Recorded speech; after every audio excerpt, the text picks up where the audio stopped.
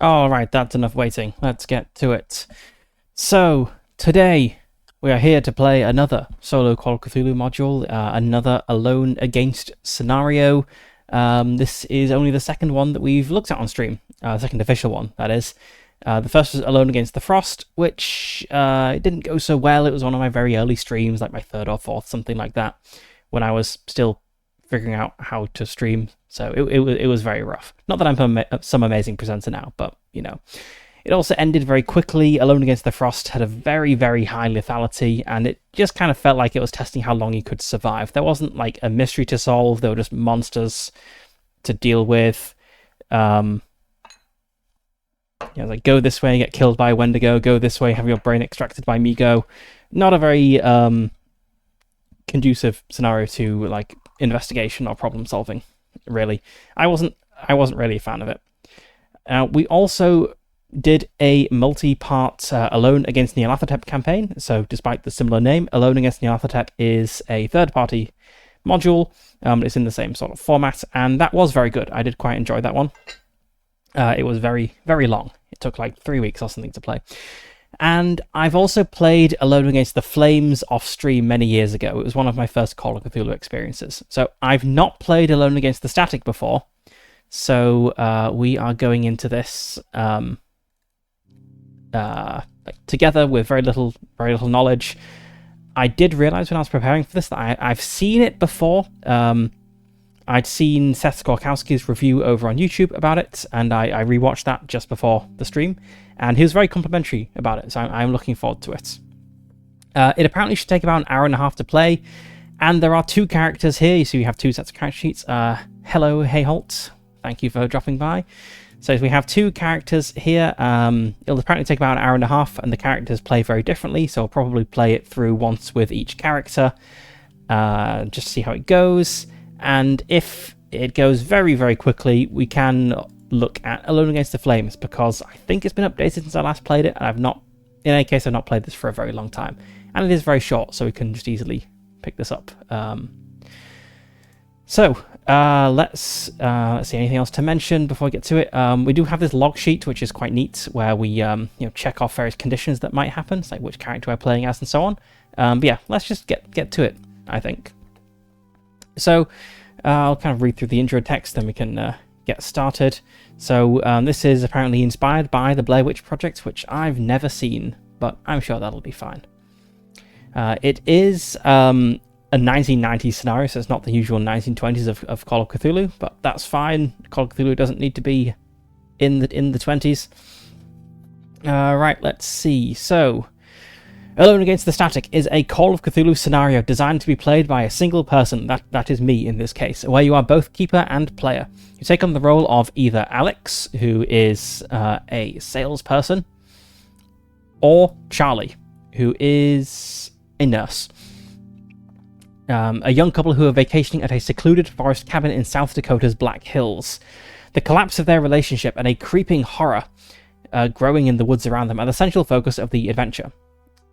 This book is recommended for mature players. We have a content warning here. It explores themes of grief, isolation, relationships, and heartbreak.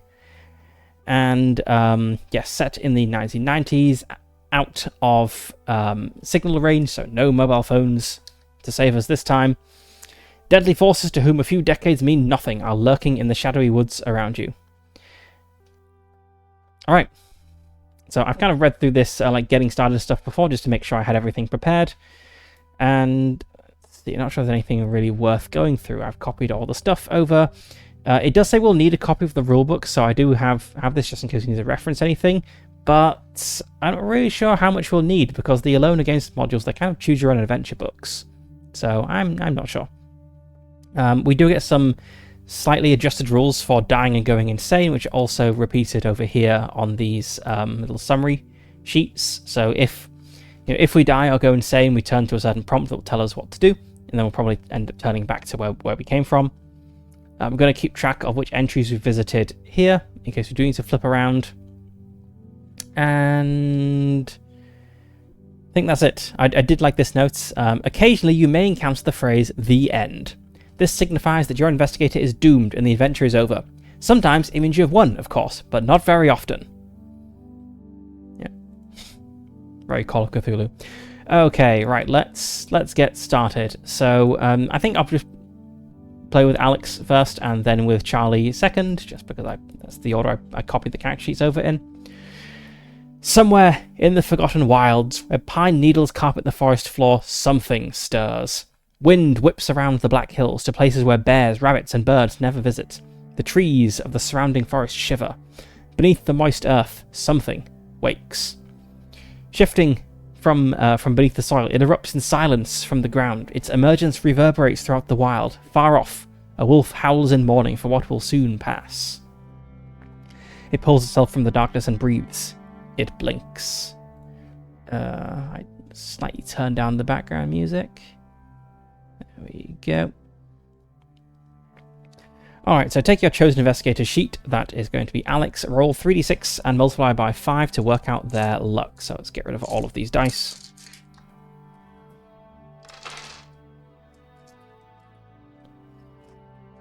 So this is using the optional luck rule, where we can spend luck 1 for 1 to improve a dice roll. Alright, we have 6, which is 30 luck. That is not amazingly lucky, but it's better than nothing.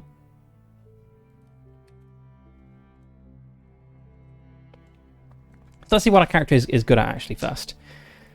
So we're pretty strong and big. In terms of skills, okay at fighting, pretty intimidating. What is this character? This is a salesperson, very intimidating salesperson. Good at speaking, makes sense. Good at listening,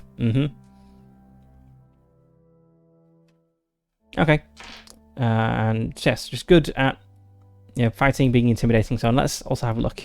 Alex has been with Charlie for almost 5 years. Charlie seems less and less happy. Charlie's brother Mark recommended going to his vacation cabin for some time alone. It works for Mark and his wife Julie. Maybe it'll work for Alex and Charlie too. So we're on this journey to try to rekindle a failing relationship. Our personality is we are rugged or scruffy, depending on how charitable you're being. Alex only believes in what they can see. Charlie is their significant person, despite how their relationship is going. Meaningful location, the restaurant Charlie booked for their first date, and treasured possession is a love letter written by Charlie. And they're a hopeless romantic who is fiercely protective. So despite their relationship being on the rocks, it sounds like maybe Alex does kind of want to salvage this, or hasn't completely fallen out of love yet. Anyway, to begin your adventure as Alex, go to 1. So we'll just log everything we encounter, because this is going to be useful at some point. Damn it, Charlie growls, struggling to fold an impractically large map over your car's steering wheel and avoid veering off-road into a tree at the same time. Can't you just let me hold the map, you ask? No, I can do this just fine, Charlie says, and then slams on the brakes to round another tight bend. It is late afternoon on a rural back road deep within the Black Hills of South Dakota. The sun is high, but the air is cold. You've seen nothing but pine trees and 2 narrow winding lanes for over an hour. Your car's radio is getting weaker. It sputters out a Neil Diamond song laced with static.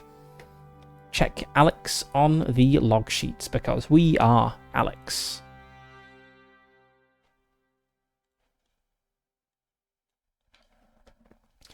To keep offering help, go to 7. To change the radio station, instead go to 3. Let's offer help some more.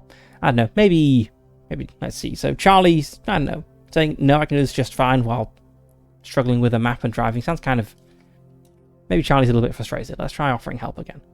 Let's try to make this relationship work. We're off of I-90, remember, you say. After a moment of sulking, Charlie mutters a response, I remember. You reach over, here, let me help you with that. No! Charlie yanks the map away. Alex, just let me, okay? You put your hands up defensively and roll your eyes. Charlie drives on determinedly for a few more minutes before spotting a tiny unpaved road cutting deeper into the forest. Charlie pulls into it, and the two of you weave through the trees in silence. Make a psychology roll to gauge how Charlie is feeling. So our psychology is a 45, so it's better than nothing. We're still most likely going to fail this roll.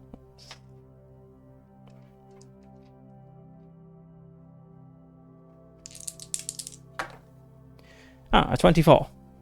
Okay, not bad. If you succeed the roll, go to 4. There's going to be a lot of flipping around as we note things down. Charlie seems agitated. It's been over 3 hours in the car, so that's understandable. You reach over, put a hand on their leg and squeeze. You see them smile just a little in response. Not far now, Charlie says. Good, I can't wait to stretch my legs. You continue deeper into the forest. The little road you're on winds erratically, dipping up and down as it dodges between hills. The sky gets lost in the branches of pine trees. As the evening shadows lengthen, you feel cold seeping in from outside. Go to 5.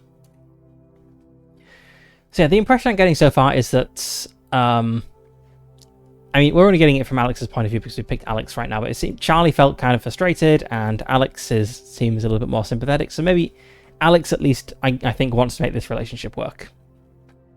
So that's what we're gonna go for. After a few minutes, a few more turns, and a few miles travel deep into the forest, the sun sets. Your car's headlights cut into the darkness, revealing the road ahead, just a few feet at a time. Eventually, the lights drift over the front of a cabin, reflecting off 2 windows on either side of a front door, which seems to stare back at you, ominously. The car stops and the headlights shut off. Finally, you sigh, and step out onto the gravel driveway. As you walk around to the trunk to help with the suitcases, the cold night air seizes around you like a vice. Are you hungry? Charlie asks while you try to keep from shivering. Oh, I would love there to be cold night air right now. Make a con roll. And if we fail, we're going to mark a condition or a thing touched by cold. So our con is a 60. We are very constitutious. Yes, we are fine. I think we probably are hungry if we've been in the car for 3 hours. So yeah, we're hungry. Go to 6. You nod. Sure. Hamburgers? Hamburgers it is. You take a brown grocery bag from the car's trunk, grab your suitcase, and walk to the cabin door. Charlie opens it up and steps inside. You follow, closing the door behind you to keep the chill out. Go to 11. Ah, they are hyperlinked. Perfect. And we can jump back as well. Okay, nice. The cabin isn't very big, just one central room with a double bed, chest of drawers, and a corner set up to serve as a kitchen. There's no microwave. Both the oven and stove use gas. You see 2 doors. One goes to the rear of the cabin, while another leads to a small bathroom. You just know it's going to be freezing in there. On the wall opposite the bed is a TV and a VCR unit sitting on top of a cupboard. The whole cabin is lit by muted yellow bulbs. It's not dark, but it's not quite light either. I'll be in the John, Charlie says, then steps inside the small bathroom and shuts the door. You are left alone. You put your suitcase on the bed, take out a few essentials, and then move to the kitchen and unpack your groceries. There's a gas fridge and an icebox that, judging by the steady and not at all soft hum emanating from it, was installed sometime in the 1970s. Gas fridge? I didn't know those existed, but it makes sense. Just quickly googled it and found lots of camping references, which makes sense. Okay, let's start on dinner. We're trying to salvage this relationship, and is that no? That one's not hyperlinked, but that one is. What else is hyperlinked on this page? That's not hyperlinked. That's not. That is. That's okay. It's. Oh, it's not hyperlinked if it's on the same page. Okay. Okay, that's fine, I guess. Feels like it would have been less effort to just hyperlink everything. Okay. You unpack ingredients for hamburgers. You find matches in a drawer. A holder lit onto the stove's gas burner and turn the dial. Nothing happens. Damn thing. You ignore the front left burner and use the front right instead. It lights up super quick. You've got patties frying and are chopping tomatoes when you hear the toilet flush. Charlie emerges from the bathroom soon after, sighing contentedly. Oof, sorry, I've been holding on to that one since we left Pierre. How charming, you mutter. Charlie comes up behind you and wraps their arms around your waist. You feel their breath on your neck and the brush of a kiss against your cheek. I love you, Charlie whispers. Okay, Charlie wants to make the relationship work as well. And we want to make the relationship work, so we'll go to 14. We shall respond lovingly. I love you too. You turn your head towards Charlie and kiss back. Now scoot, I need to finish dinner. You busy yourself in the kitchen while Charlie flops onto the bed. I'm so glad we're here. Me too. Think it'll be really good for us, you know? Yeah. Like Dr. O'Brien told us, Charlie says, staring at the cabin's warped reflection in the mirror-black TV screen. Getting away from everything to just focus on us will be great. It could be really healing. Let's talk about plans for tomorrow or reassure Charlie.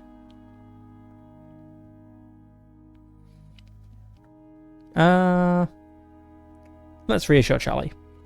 Maybe to get a bit more variety when we play this as Charlie will be a bit less loving. I don't know. A bit more direct, possibly. So we'll go to 15. Yeah, you say with a faint smile. It'll be great. I know it. A few minutes pass, then you serve up the burgers. You and Charlie sit and eat silently. You find the cabin's nearby window strange. Outside it's so dark that all you can see is your own reflection. It's like looking into a mirror. What do you want to do tonight? You ask, mouth half full.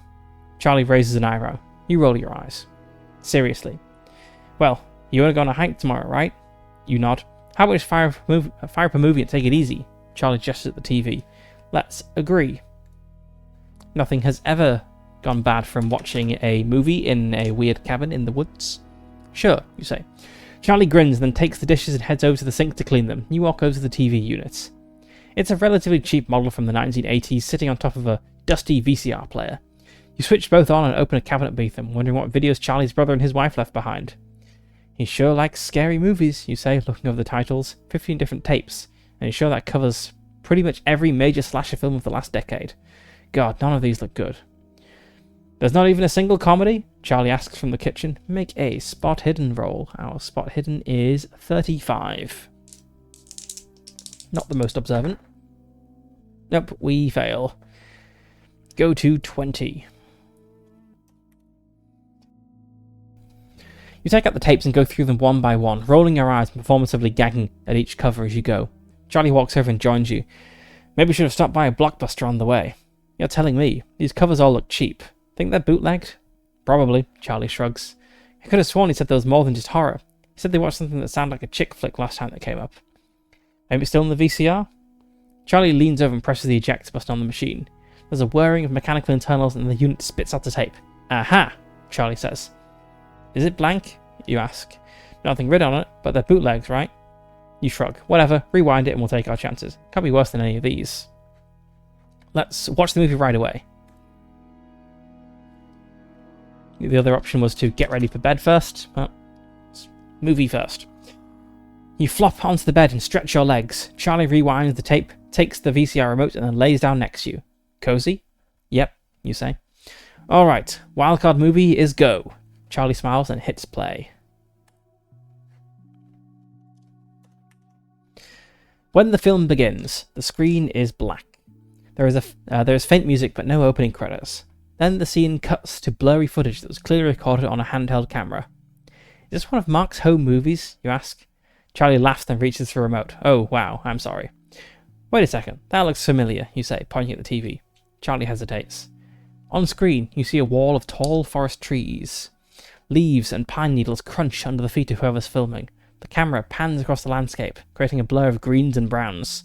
Suddenly, you spot Mark's cabin, standing alone in its little clearing. A dull red sedan is parked out front.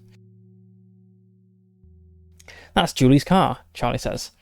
This must have been after their wedding. The camera is shaky. Wind rushes against the microphone, causing a brief flurry of horrid scraping from the speakers. There's movement near the red car. A woman, Julie, is taking bags from the trunk. She's smiling. Yeah, Charlie says, this is at least 5-6 years ago. Julie turns as the cabin door opens. Mark steps out, walks over and takes one of the bags from her. They smile and exchange unheard words. You sit bolt upright. What the hell? What's wrong? It's only Mark. Yeah, so who's filming? Charlie stammers and blinks. On the screen, Mark and Julie go inside and close the door behind them. The camera zooms in towards the window. The picture is a grainy blur of colours. You see movement in the cabin. The camera zooms even closer. Then, harsh wind picks up and howls through the speakers. The image smashes to a slurry of loud static. White noise booms out into the room. The sound drills into your skull. You feel like it's going to make your head explode. Make a note of this entry number. You may need to return to it. Okay,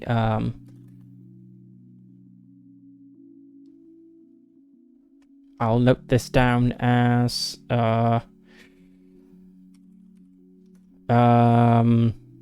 Video. Cabin exterior.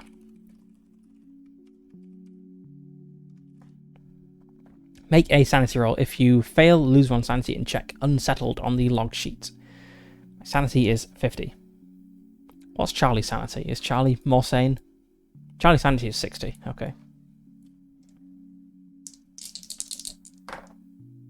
56. Okay, we lose 1 sanity.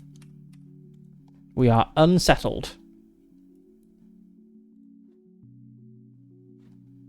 Which is here.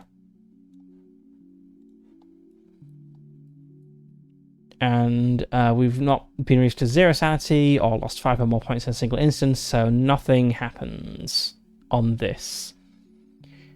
Okay, so just unsettled. To cover your ears, go to 29. I think that makes sense.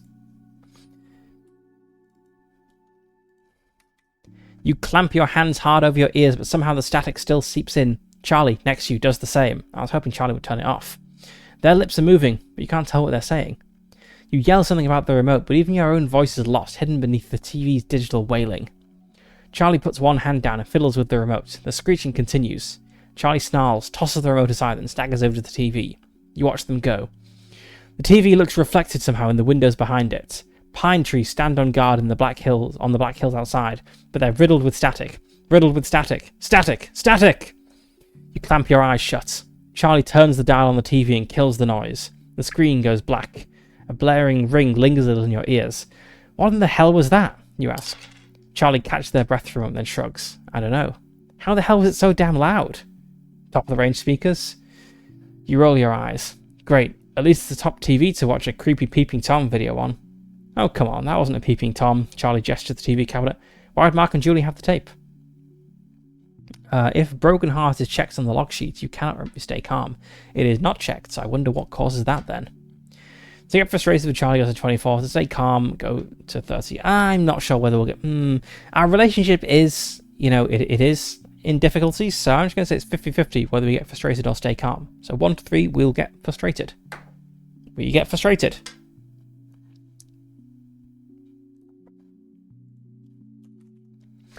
You sigh. Whatever, you always know best, right? Charlie frowns. What's that supposed to mean? You remember the car ride up, the way Charlie was reading the map while driving, refusing your help, getting lost over and over. Never mind, you say, then roll over in bed. Can you get the light? You don't want to watch a movie anymore? No, you say, and pull the blanket tight around yourself. I just want to sleep. Charlie sighs. Fine. You feel the bed shift as they stand. I just think that the TV set blares to life again. It bellows static throughout the cabin. Thunderous scraping and coughing bounces off the walls. You thrash and cover your ears. Charlie swears, but you can hardly hear it. The noise builds to a frenetic peak. It's almost unbearable. Then, just as quickly as it begins, the noise stops and the TV falls silent. All the lights in the cabin go dead. The power is out. Check blame game on the log sheet. Okay.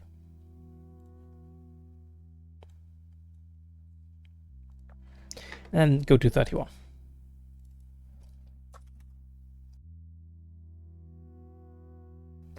Charlie? You ask the darkness. Yeah? What was that? Power's out, I think. You hear it scrambling in the darkness as Charlie shuffles along the floor, one hand touching the wall. They flick the light switch several times. I thought this place is on solar power. Well, I guess solar power still runs out. Is there a backup or anything? I don't know. Guess I'll have to head into town and call Mark in the morning. Oh, that's just great. You pull your legs to your chest. Okay, whatever. You're not used to this level of dark. The city doesn't get dark like this. You raise your hand in front of your face. You can't even see its outline. You feel anxiety rising in your chest. If either Broken Heart or Blame Game is checked, it is. We've got Blame Game. You cannot lean on Charlie for support. You must go to 33. Okay. So we give up and go to sleep. So 33 is not hyperlinked here, but it is hyperlinked on the line below. His cabin sucks. You shift around on the lumpy bed and try to get comfortable. Charlie joins you before long. The bed frame creaks and they settle into it. Babe, Charlie says. What? Are you going to sleep? What else am I supposed to do? The power is out. We're in the middle of the woods. Okay, sorry. Charlie rolls over. At least you think they do. It's hard to tell in the dark. After a few moments, they start to speak again. Must just be an old shoddy TV. I think Mark has had it since the 80s. I don't care. Can we just make sure the power is back tomorrow? Yeah, I'll do everything I can. Fine. Good night then, you say. Good night. Charlie doesn't stay awake long. You hear their breathing slow quickly and fade into the gentle rumble of sleep. For you, sleep comes much later. The creaking of pines, the howl of cold wind, and other strange and unidentifiable sounds echo through the black hills around you. The anxiety in your chest burns as you lie silently in the dark. It's a relief when you finally fall asleep. Check nyctophobe on the log sheet. Okay, we're starting to check quite a few of these pretty quickly. So we are Alex. We have had a bit of an argument with Charlie. We are unsettled by the weird TV static and afraid of the dark. Go to 34. When you wake up in the morning, you are alone. You stir in the bed and sit up. Babe? There's no answer. The only sound is the wind outside, carrying with it a gentle morning birdsong. You get up and cross to the kitchen. There's a note taped to the chunky refrigerator, which is written in familiar handwriting. Sorry again. Just want this weekend to be special. Gone to town to get help fixing power. Back ASAP. Love you. You set the note down. Looks like you have a few hours to yourself. Let's eat some breakfast. Things are always better after a meal. You scrounge up some bacon and eggs. The spit and splutter of cooking fat fills the kitchen. The leaden quiet out here is unsettling. More than once, you make to turn the radio on before remembering that it won't work with the power out. You poke at your eggs idly with a spatula and slowly run your eyes across the room. They land on the dormant television set. Your heartbeat quickens. You frown. It's embarrassing how much that stupid videotape affected you. You roll your eyes and turn off the gas. You eat your hearty breakfast in silence. Once you're done and have washed the dishes, you realise that you've got nothing else to do, so you decide to go for a walk. Let's leave right away. The other option is we wait for a few minutes in case Charlie returns, but we expect Charlie to be gone for hours, so that seems unlikely. So let's just go for a walk. Outside, the air is fresh, the sun is warm, and the sky is mostly clear.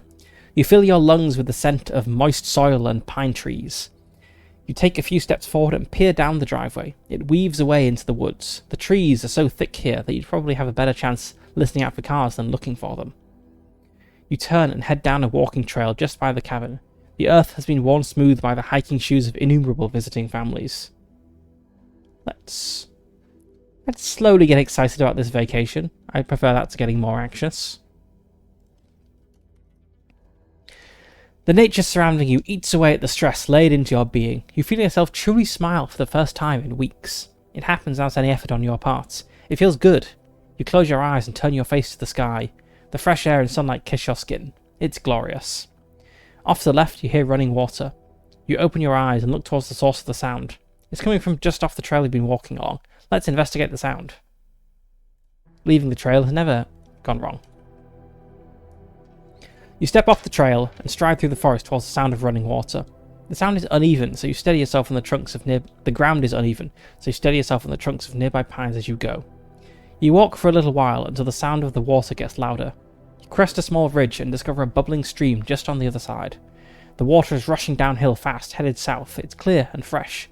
The trickling sound is melodic. If the flowers in the stream is checked, go to 48. That is not checked. To take a drink from the stream, go to 45. Or to sit for a moment and enjoy the serenity, go to 50. Just drinking from random outdoor water seems like a bad idea. So let's not do that. Also just compacting this text box a little because we are otherwise going to run out of space.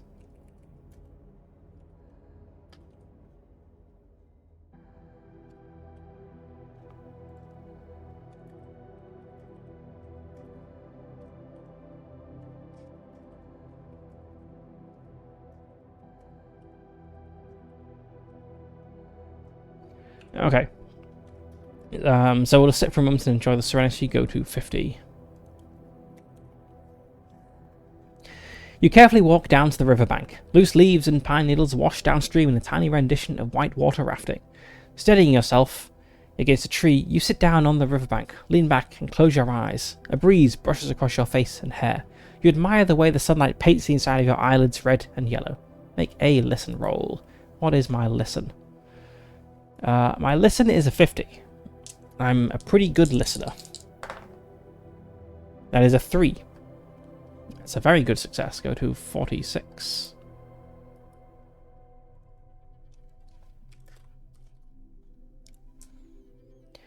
Beyond the stream, between the trees, you hear twigs snapping. You stiffen and stand up tall.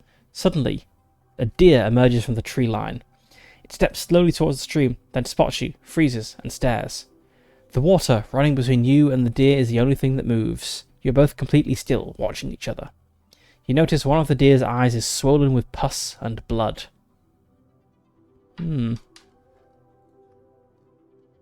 Yep.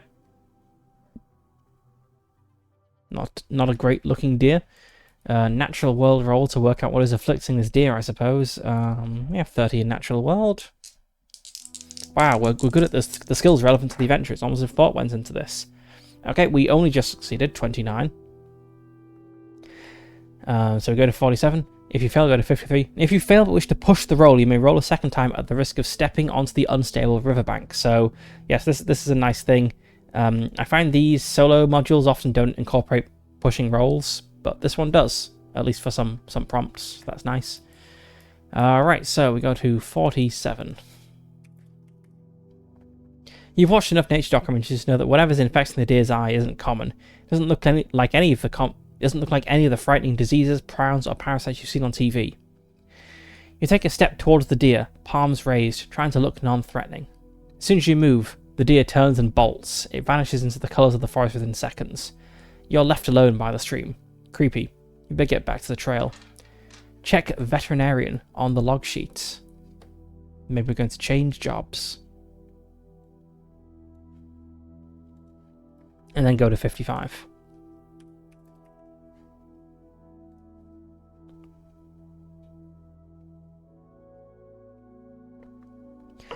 You hit the trail and push forward, heading further down the Black Hills and deeper into the forest. It's a pleasant hike. Sunlight filters through pine branches and casts up dancing shadows all about you in the cool morning air. After half an hour or so, you feel nature calling and step behind a tree to pee. You are fumbling with your clothes when you spot something. Ahead, off the trail and nestled in a narrow valley, is a dilapidated wooden shed. Let's, wondering. I feel like maybe Charlie is the more likely to investigate the shed. It's that could be something I do as Charlie.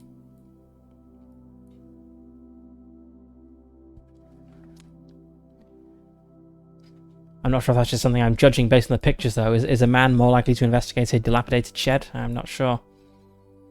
But my gut instinct is Alex would not investigate the shed, so let's leave the shed be. Right, so we ignore the shed, we go to 79, so we're just going to stick on the trail.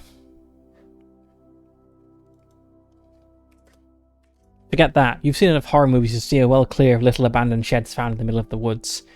You continue your hike for about half an hour and then turn and head back home. Go to 84. Yeah, it does make sense. We've been a little bit unsettled by what's happened here last night, so maybe we're a little bit on edge, despite the calming surroundings. You crest the rise that leads back to the cabin. The sun is high in the sky. It is late morning, soon to be afternoon. You sigh. There's no sign of the car, and therefore you're probably still without power or your partner for now. You head inside. Everything is well lit by the late morning glow. You change out of your walking clothes and leave them on the bed, then head into the bathroom to shower. So one thing I've noticed is that when we started out playing, all the prompts were referring specifically to the player character as Alex, and or they're referring to the player character as you, which they're still doing, but they're referring to the other character as Charlie. Now, the last several prompts we've gone through, they are referring to your partner. So I assume that these prompts we've been getting on, if we're playing as Charlie, then Alex should have been the one who goes into town to try to figure out how to solve the power. Or something. Which is interesting, because it seems like Charlie was the driving one. Can Alex drive? Actually, this is America. Of course Alex can drive. In fact, Alex is better at driving than Charlie. Okay. So yeah, I get the impression that Alex would have been the one to drive into town if I was playing as Charlie. Alright, occupied is not checked on the log sheet, so we go to 87. Water cascades into the waiting tub below, filling the room with a constant loud drizzle that is almost like white noise. The pressure is lousy without power to the pump, but gravity does most of the work. Thank God the water heater is gas-powered. You wash your face and scrub clean the pores of your nose. You turn around in the shower to scrub your back. You pause. Just ahead, the door to the bathroom is wide open. You're certain you closed it. You shut the shower off and step out, grabbing a towel and wrapping it around you. Honey, is that you? You call out, but there is no reply. You stand in the empty cabin. Nothing. You're alone. Make a sanity roll. Okay, my sanity is now 49? Yeah, 49. Okay, that's fine. That's a success. So 88. Even though you're still warm from the shower, you shiver a little. You shove the anxiety down. The door probably swung open on its own. Seems like everything in this cabin is a little faulty.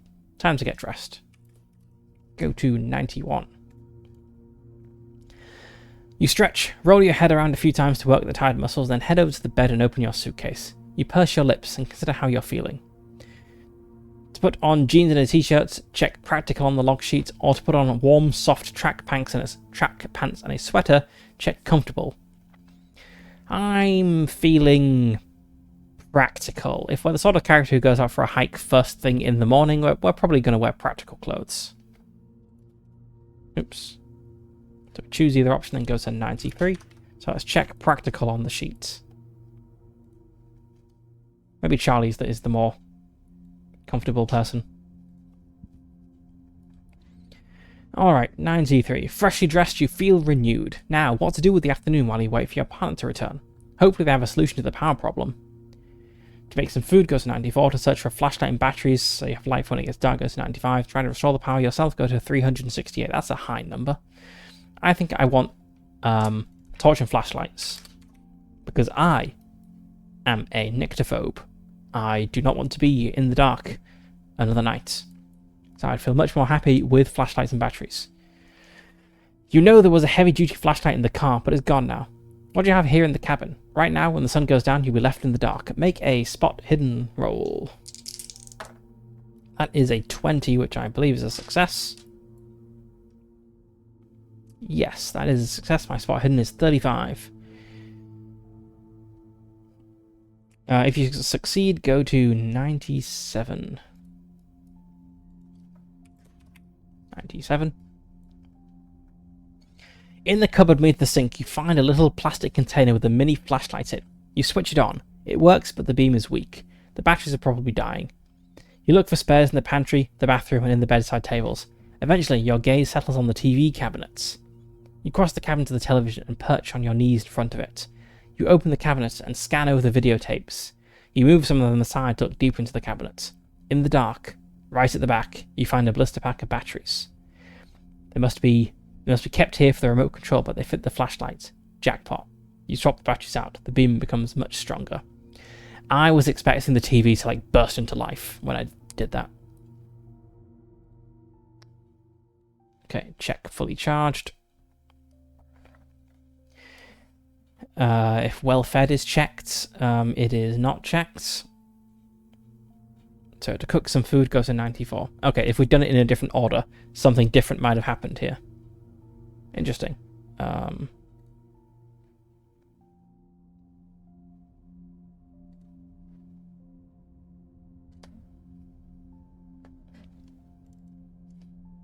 Wonder what would have happened if I'd done it in a different order.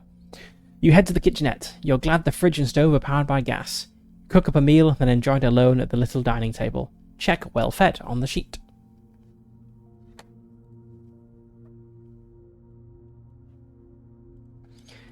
Survivalist is not checked, so nothing happens there. To eat and enjoy the food, go to 106, or to pick the plate unenthusiastically and worry about your situation, go to 107.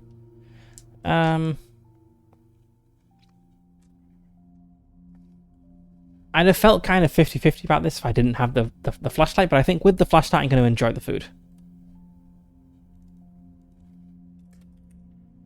You know, our stay in this cabin in the woods has been off to a rocky start, but we're making progress. Delicious, truly, you're a Michelin-level chef. Anyway, if fully charged is checked, it is. You're bored, you must go to 108. Okay, so this is what the flashlight would have led to if we were eaten beforehand. So I guess it's just two routes of the same thing. You can't think of anything else to do in the cabin, and restlessness is creeping in. For a while, you lie on the sofa and read an old beat-up paperback from a shelf in the corner. You think it's pretty good, but a little flowery and overwritten. Not to mention how grating prose written in the second person can be. Nice self-aware joke in the module. Make a listen roll. That's definitely a failure. 78. My listen is a 50. If you fail but wish to push the roll, you may roll a second time at the risk of missing a critical detail. I'm inclined to push. So I could spend luck on this, but it would be 28 points of luck, which is almost all of my luck. I only have 30. Whereas if I push, I have a 50% chance of succeeding. However, with a push roll, you can't spend luck. So if I push and fail, that's it. I failed. But I'm going to try it. Nope, that's even worse. 86. If I fail the push roll, go to 112. Okay, I'm going to miss something important. Nature sure is noisy. You can't focus on your book. Suddenly, you remember the portable music player you brought. You get up and go digging around in your suitcase until you find it, then walk back over to the sofa. You smile, put the headphones over your ears, and recline with your eyes closed, napping to the sweet, sweet sound of alt rock. You sleep for a while. Okay, so I put headphones on and fall asleep. That's why I'm going to miss whatever it is happens.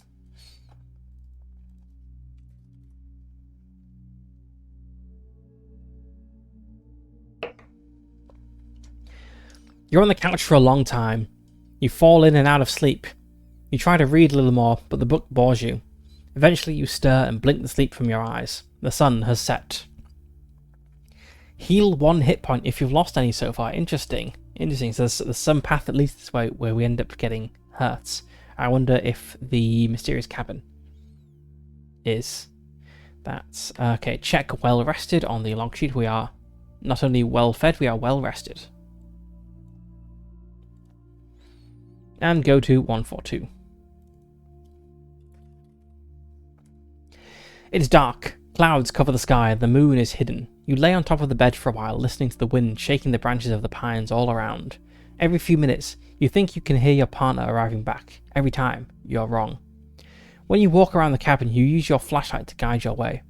After a few hours, you make yourself a sandwich and eat it in the dark. While you chew, there is a knock on the door. It is a single knock. Suffocating silence follows it. It's odd that they would knock on the door. So what time of year is this happening? Did it say at the beginning?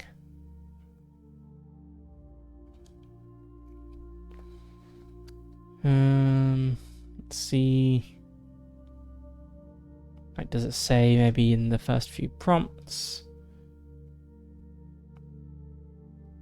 So I'm wondering what time it is, given that it's now night. And it doesn't mention like snow or anything, so it's probably not winter. Also, we went for a lovely walk. Let's see.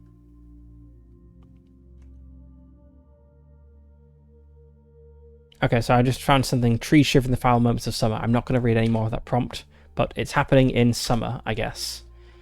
So if it's sunset now and our partner's still not back, they've been gone several hours, like a while. So this is concerning. Let's answer the knock. You finish your sandwich and put the plate in the sink. There's no what? 183 is ignore the knock. Okay, sorry. I was like, why would you finish a sandwich before getting up to the door? No. Okay. 176. You set the sandwich aside and swallow. You walk to the door, the flashlight guiding your way. Hello? You ask. You open the door. Darkness. The flashlight spreads a cone of dim light out into the night. The wind and the cold wash over you. Make note of this entry number. You may need to return to it. Ooh, okay. New thing.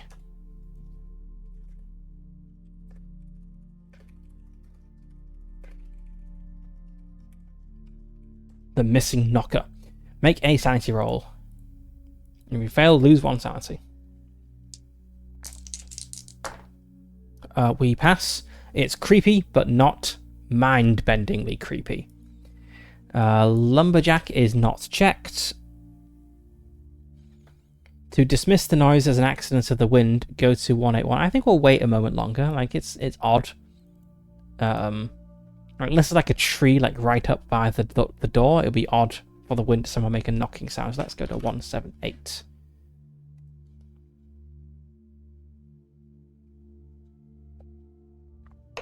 It's cold, and the wind is picking up, and it's louder out here than you realised. You can't make out any individual sounds, it's just one long howl. It sounds like solid white noise, like howling, screeching static. Make a sanity roll. Should have got inside. 43, that's still a pass. 180. Unpleasantness. Coldness. You see nothing else. At least nothing worth thinking too hard on. You head back inside. Go to 181. You close the door. You didn't realise how cold it was until the slight warmth of the cabin returns. You go back to the kitchen and sit dejectedly before what is left of your sandwich. Later, you follow the flashlight back to the bed, get under the covers, rubbing your arms and legs to stay warm. Upon the cabinet at the foot of the bed, the television turns on. The power is back. That's odd. Let's turn the lights on. Where's my partner? Why is Charlie still gone? You reach across the bedside lamp and flick the switch. Nothing. You get out of the bed and use the flashlight to find the light switch on the wall. Nothing. You cross the cabin and step into the bathroom. You flick the switch. Nothing. Nothing. Just the TV tuned to the VCR displaying slightly illuminated black. It's quiet. The VCR is purring. The TV is dim. Depending on choices, you may return to this entry several times. Select an option here if you've not already chosen. Ooh, okay.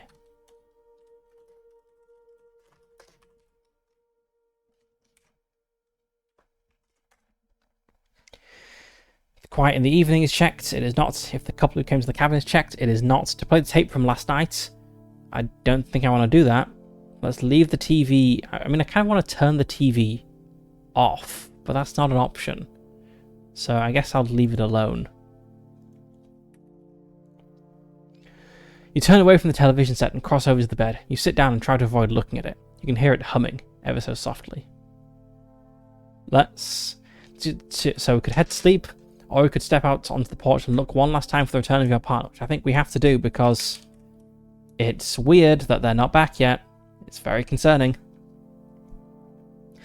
You follow your flashlight beam to the cabin door and open it. It's dark and cold outside. The wind drifts past the clearing in front of the cabin, down the driveway to the road hidden by the forest.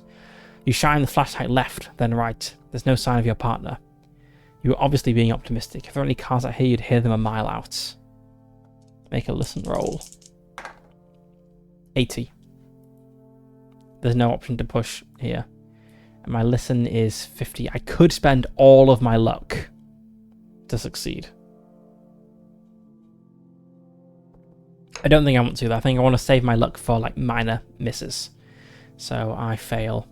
Go to 228.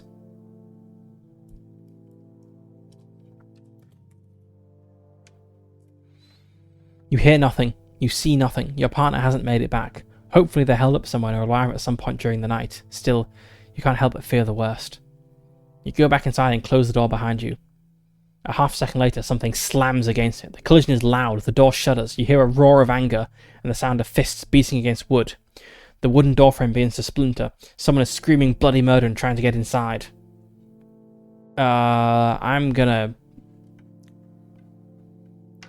I'm thinking either the top one or the middle one to try and secure the door or grab something to defend yourself with. Let's just say 50-50. I'm going to grab something to... Sorry, no, I'm going to try to secure the door. You dart to the kitchen, grab one of the chairs. You drag it to the door and wedge it under the knob. It holds everything in place as the stranger continues to screech and smash his way inside. You can feel the walls shake with every blow. You step back, praying the door will hold. Make a strength roll. I'm pretty strong. I have 70 strength. Things have definitely escalated quickly here. This seems like a great opportunity to spend luck. Even though it is most of my luck, I'm going to spend 19 points of luck here to succeed this, because I don't want whatever this is to get in. So I feel the door like beginning to give way, and then like maybe like slips a little bit, and what happens is, as it says, the chair locks in place under the door. You see the wood flex and bulge with each strike. You haven't stopped your attacker, but you've slowed them down. You glance around the cabin again and frantically reassess your options. So like the door started to come in, and then this let the chair like slip into position and hold it a bit more firmly. You have bought yourself extra time. Apply a bonus die to your next roll. Nice. Let's just bonus. So remember that. Let's try and find things to defend yourself with. I'm going to do that. Let's go to 2, 4, 1. You search around for something, anything to defend yourself with. We do not have it in case of emergency, razor sharp, or close to hand.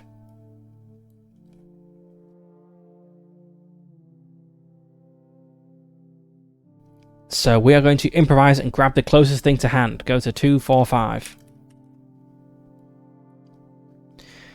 There's got to be something you can use. Your eyes snap between unpacked vegetables, abandoned videotapes, and neatly folded linen. Make a spot hidden roll with a bonus die. Because that's what buying time gave us. So with a bonus die, you roll 2 tens dice and pick the best one. So, well, we both got 50. So we got a 58. Our spot hidden is not 58.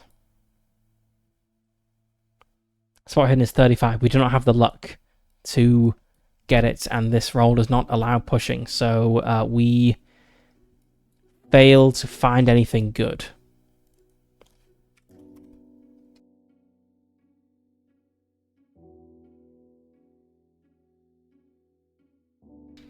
How can there be nothing in this cabin you can use as a weapon? You dash back and forth, but fail to lay your hands on anything remotely useful. Go to 2, 5, 2. You're out of time. The cabin door splinters open. A burly figure darts through and charges in your direction. In a panic, you drop your flashlight and it skids across the cabin floor. You drop and try and grab it, but you're too slow. In darkness, you feel the stranger's hands grasp around you. His grip is like iron. You hear him grunting, sing-song moaning like some demented elephant or horse. That's a odd comparison. He's trying to drag you out of the cabin. Let's fight back.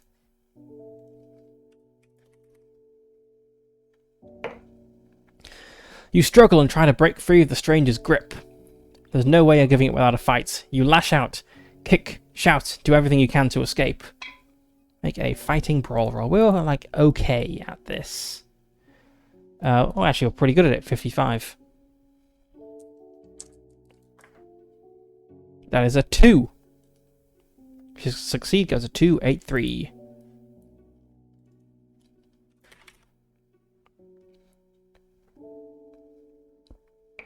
You thrash and heave. It takes a Herculean effort, but eventually you wedge yourself against the stranger and yank your body out of his grip.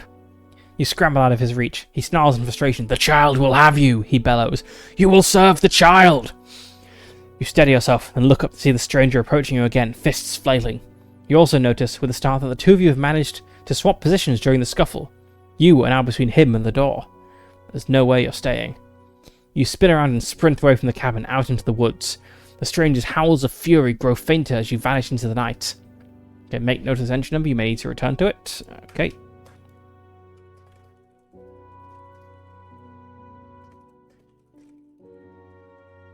Escape the stranger in the cabin.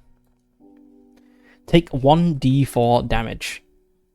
That is 4 damage. That's unfortunate.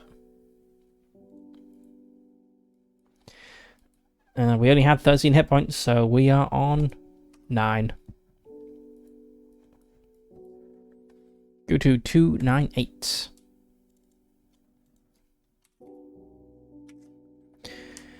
You dash out into the night, running as far and fast as your body can manage. The cold air burns your lungs. The surrounding trees sound alien as they rustle, making you all the more terrified. Every few minutes you emerge from the trees to a section of dirt road. You keep praying you'll see your partner's car arriving, but deep in your soul you know it won't come. After almost an hour of mad flight, you come to a crossroads. You recognise it from your journey up to the cabin. You're not sure which direction leads to the highway and which leads deeper into the woods. The forest feels inescapable. Make a navigate roll. My navigate is a 40. I got a 44. I definitely want to spend luck on this. I'm going to spend 4 points of luck. So I am down to 7 luck left. I hope I don't have to make any luck rolls anytime soon. Succeed goes to 299. You pick one pathway and follow it. Even after hurrying on for what feels like ages, you can't tell if you made the right call. The flashlight you carry is the only way you can see your surroundings. The only thing you can tell is that the forest is quieter here. Eventually, you start to tire. You're also getting seriously cold. You lean against a tree and catch your breath. If well rested is checked, it is. That nap on the sofa was a good choice. Your previous rest bolsters your strength. You must go to 300. You're thankful that you took some time to sleep earlier. You're rested enough that you don't feel as though you needed to stop for too long. You wait for just long enough that your legs stop aching, then get up and continue on your way. As you walk, you realise that even if you had picked the wrong way, as long as you're headed away from the cabin, it's still good. When the sun rises, you'll be able to reassess and begin to find your way back to civilization. For now, you just need to put distance between yourself and the chaos you escaped from. Go to 302. This is feeling positive. Pine needles and dirt crunch under your feet as you walk. You make progress, but with every step you feel yourself growing wearier. You need to find somewhere to rest. Maybe some high ground would be good. Or should you look for a grotto? Anywhere sheltered would be best, right? Just as you spot a cluster of trees where it looks like you'll be able to rest and stay dry, you hear a faint hiss from behind you. What was it? Static? Was the sound static? Adrenaline surges through your system. Let's run like hell. No, no! You don't stop to think. You take off at a sprint and race into the forest. You resist the urge to call out for help because you know that none is coming. Ahead of you, moonlight just barely reveals a jagged pathway littered with sharp rocks and treacherous tree roots. You try your best to avoid them. Why did I leave the road? I was following the road. Oh, whatever. Fully charged is checked. It remains lit. You just go to 323.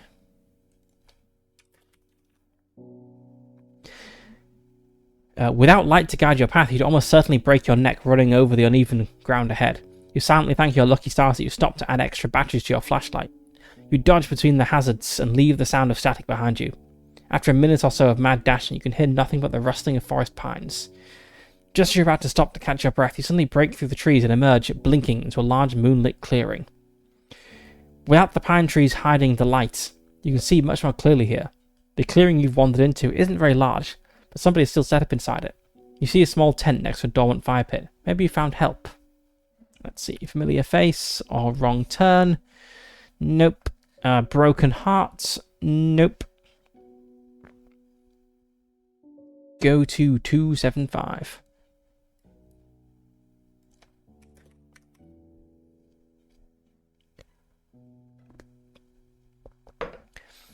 You made a lot of noise when you pushed the trees into the clearing. Something rustles inside the tent. You've clearly woken up whoever is inside.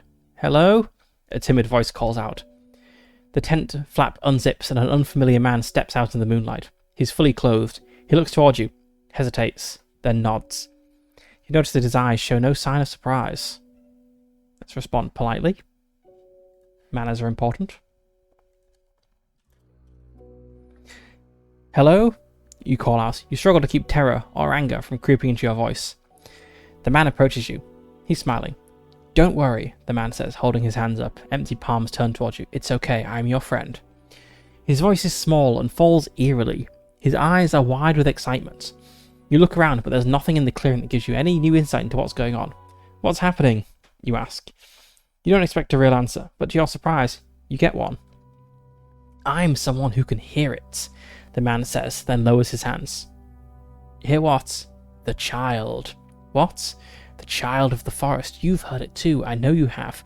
When it weeps, it sounds like static, you say. The man smiles. Yes, I knew it. You have heard it. You hesitate. Okay. And now we switch back into the character-specific things. Interesting. So if Alex is checked, we go to 336. Alex, he says. You freeze. How do you know who I am? The child told me. It just wants a family, Alex. That's what we can give to it. That voice in the static, you ask? The child, yes. May return to this entry several times. Okay. To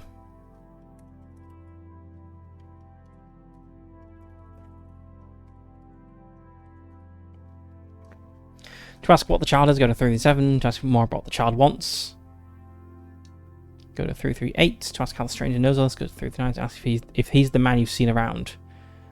I don't think I've seen a man around yet. Like, someone attacked me in my cabin, but I've not seen a man around.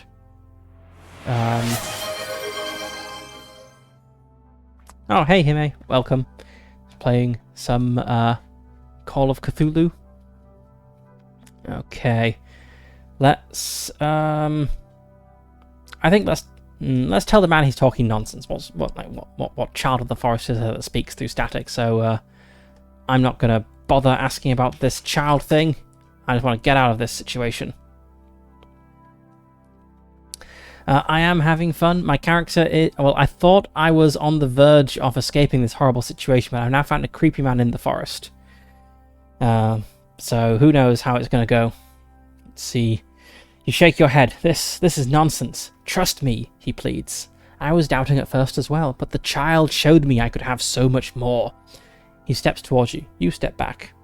I need to leave, you say. Wait! A voice calls from behind you. If Alex is checked, go to 342. Yes, I found my partner. He's not dead. You spin away from the man. There, standing on the edge of the clearing, is Charlie. Their clothes are flaked with mud and dust, and there are twigs caught in their hair, but they're here. They're alive. They're smiling at you. Honey, they say. It's okay. Let's run to Charlie with open arms. So Charlie has been missing all day. He left before we woke up in the morning, apparently to go to town to get help repairing the power that went out here. And it is now like well after dark. We've been chased by a weird, possibly axe murderer. So I think the natural thing to do here is to run to your partner with open arms. You dash across the clearing and cling to Charlie. Oh my god, I've been so worried. You hold him close against you. Broken heart is checked on your log sheet. It is not. We've got the blame game, but not the broken heart. Go to 352. Ooh, it's an ominous image. Charlie hugs you back. I know you have. Don't worry, everything's going to be okay now. We're all together now. You feel Charlie's hand stroking at the back of your head. You pull away. You don't have time for this right now. Charlie, where's the car? We've got to get out of here. We have to go, now. Charlie looks back at you sadly and shakes their head. No, honey, we can't go. We have to stay here. The way Charlie speaks is all wrong. Standing close now, you notice 1,000 subtle details that don't fit with the person you know. This isn't Charlie. I know you're nervous. I'd try to explain everything, but I just don't think there's much point. They raise their arms and open them wide. I'll just show you. If arrival is checked on the sheet, it is not.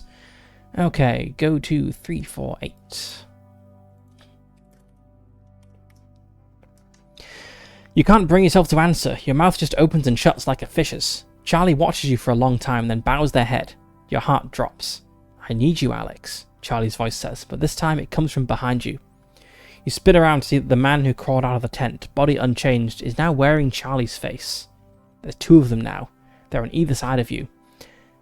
I need you like I needed Charlie, they say, and when they speak, their voices merge, overlay, and bleed static. You're here now. We can be together, we three. We four. All of us. Please, come with me. Make a note of this entry number. Okay.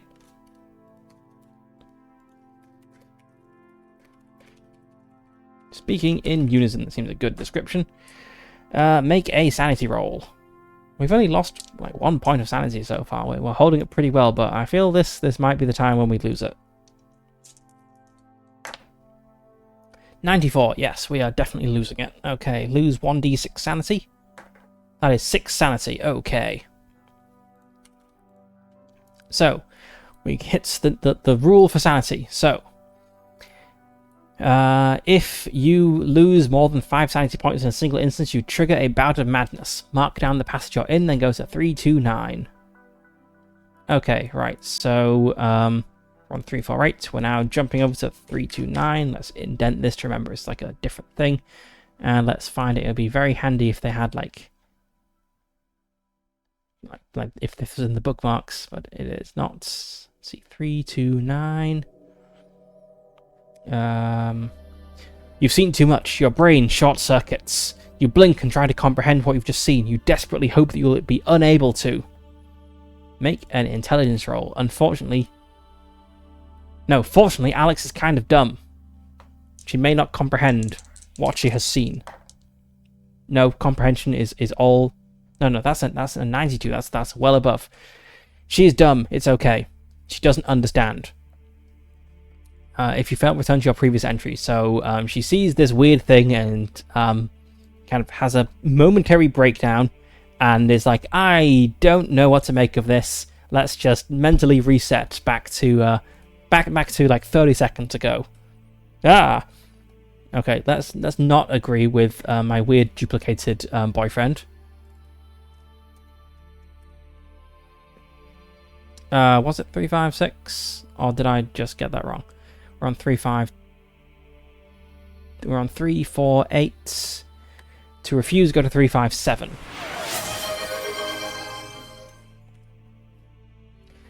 Hello, Pixel. Welcome in. I'm playing some Call of Cthulhu, and I thought it was going well, but I think it is not going well. My partner disappeared all day and has now been duplicated, which is not what anyone wants. No, you say, I don't want that. What? I don't care what you or anybody else says about the child. I want to go home. I want to leave. You see your partner's face fall. I'm sorry, honey. I'm sorry I couldn't make it painless. Your partner's face bulges. Pine needles sprout from their cheeks and emerge, covered in blood. Their mouth opens and a thick, fleshy tentacle laced with pale blue veins and coated in saliva unfurls.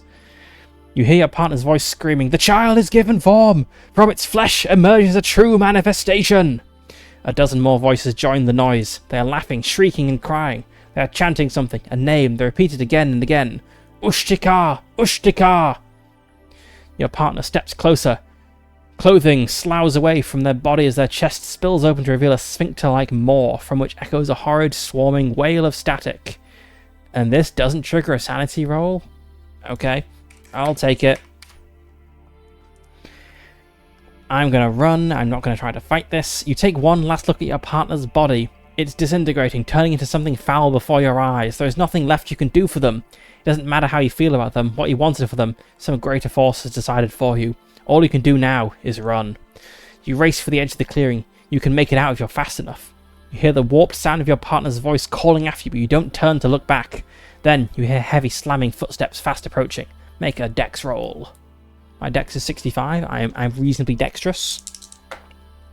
And that's a success. That's fine. Go to 360. So the backstory of all of this is that here we have Alex and Charlie, and they have come for a relaxing weekend stay at a cabin in the woods to, just disengage from all the hustle and bustle of everyday life and kind of focus on their failing relationship. And, I think we've resolved the relationship at this point, but not in the way they hoped.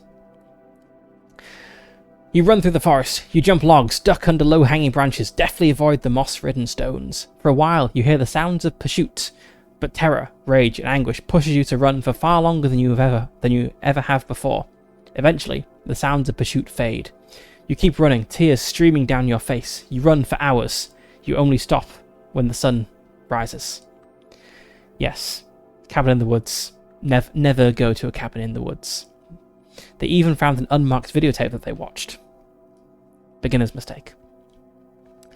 By the light of the new day, you find your way through the trees back to a main road.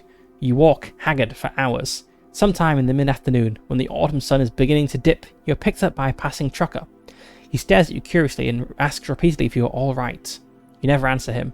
You ask to be dropped in the centre of town, but he drops you at the police station. Doesn't matter, it'll do. You head inside.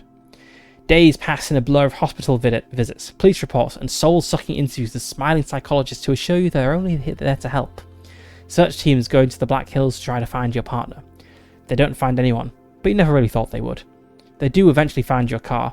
Even though it has your license plate, the searchers say it can't have been the same vehicle. It was rusted, covered in moss, and looked as though it had been abandoned in the forest for years. You find no reprieve, even in rest. When you sleep, you dream only of the forest, the lonely trees, the wet soil, and the endless night sky. But there's a strange budding warmth in your belly that makes everything seem fine. Somewhere out there is screaming, a chanting, the wind that unsettles the trees. The breeze makes the pine needles dance across the forest floor. Then, there's the static, a cacophony of sound running together, blending to create a long, all-encompassing drone. It fills your head, your very being. The static is all. Then, suddenly the warmth within your stomach explodes. Your flesh tears, and yet there's no pain nor blood. You watch in horror as the gnarled branches of some ancient tree emerge from your stomach. All while twisted roots encircle your bones, crushing and cracking them. You try to scream, but only static emerges. As the static fills you and everything around you, the last thing you are aware of is the endless sea of stars above you, the cold stars, then darkness. The darkness lifts. The light of dawn brings you to wake. You don't recall how much time has passed. It might be years later, or could it be years earlier? Somewhere in the forgotten wild, you stir. You see the ancient forest around you. The pine needles feel like carpet on the ground. It's all warm and familiar. The wind flutters through the Black Hills to a place where no bears, rabbits, or birds ever tread. Trees shiver in the final moments of summer, and beneath the moist earth, you shift. Dead branches and fresh soil fall away from you as you emerge. Human again, you rise from the damp earth and breathe. You blink and hear the call of your master. The child awaits you. You have successfully completed the story and have been reborn to serve the child, as you will be again and again, for all eternity. The end. I think that was a fairly successful ending. We didn't go insane, we just turned into the immortal slave of the forest child. That could have been much worse.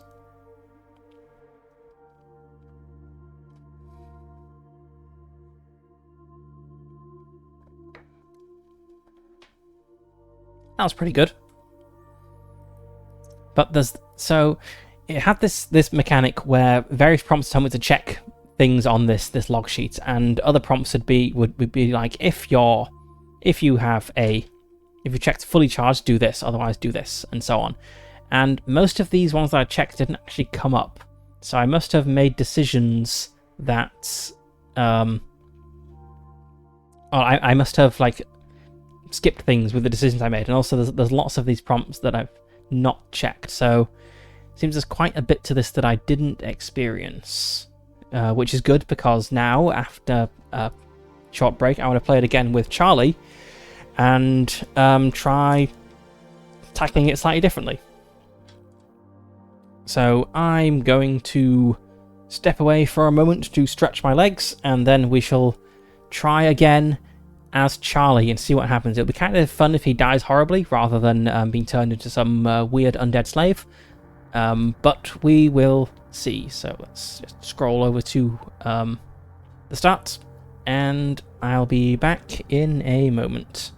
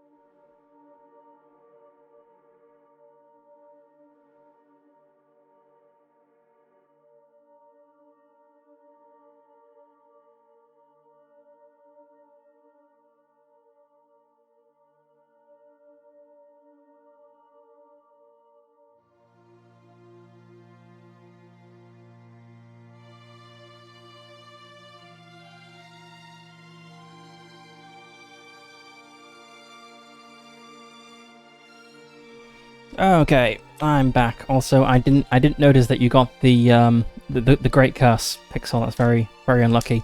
Hopefully, you're not planning to do anything important or risky today. But I don't make the rules of fate. I'm afraid it just goes the way it goes. Right, let's try as Alex. So Alex is a nurse, and just like turn down the background music. That there. Okay. No, I'm afraid you can't trade luck. It's it is specifically bound to the soul. Sorry, just how it works. So, Charlie is a nurse. What is he good at? He has a pretty good constitution, and he's very handsome and educated.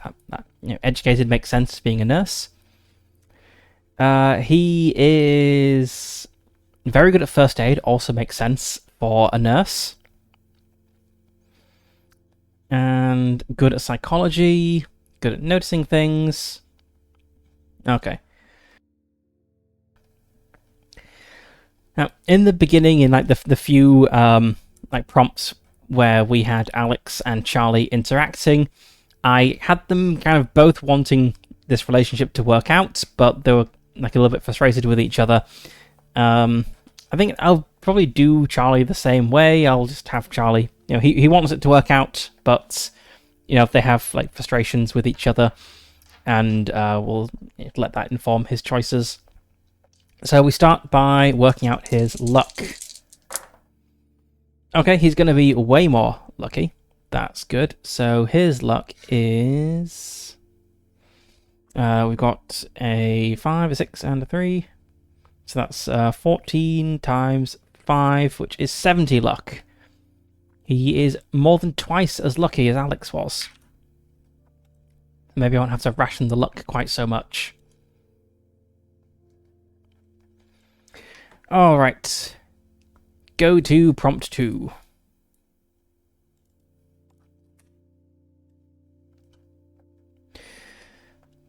Buzz. Alex mutters absent-mindedly, opening and closing the car's electric window for the 10th time in 2 minutes. You grit your teeth. You only just got back on the road after your truck stopped brake, and Alex has already fiddled with every button within reach. You're left to steer the car and navigate using a ridiculously oversized map. Alex gets bored of the window, sighs, and then turns to you. Can you just let me hold the map? No, I can do this just fine, you reply. The two of you already missed one turn off this trip because Alex lost track of your routes. It's better for you to just take care of everything. It is late afternoon on a rural back road deep within the Black Hills. The sun is high, but the air is cold. Tall pine trees and rolling valleys stretch as far as you can see in either direction. Crisp autumn air. Okay, it's autumn. That's the season this is. I missed that earlier. Drifts in through Alex's open window. Then you hear an electronic buzz for a moment. Suddenly it appears again. On and off. On and off. You bite your tongue and keep silent. Alex turns on the radio. You hear a harsh screech of static as they start scanning through different frequencies.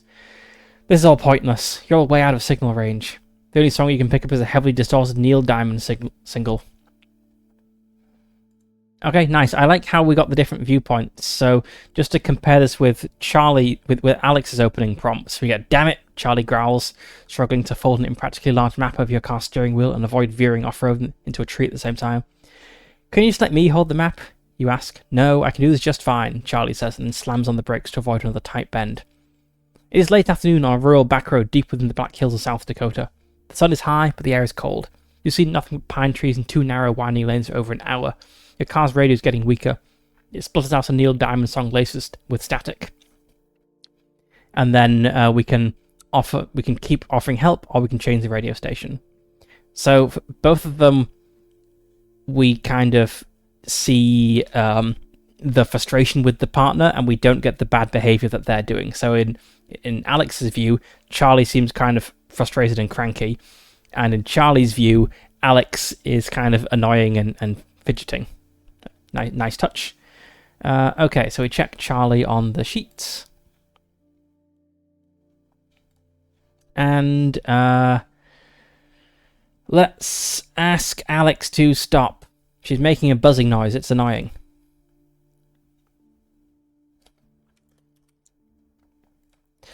Please, you reach over and turn the radio off. I can't think with that noise. Alex raises up their hand defensively. Sorry, they mutter, and then turn back to the window.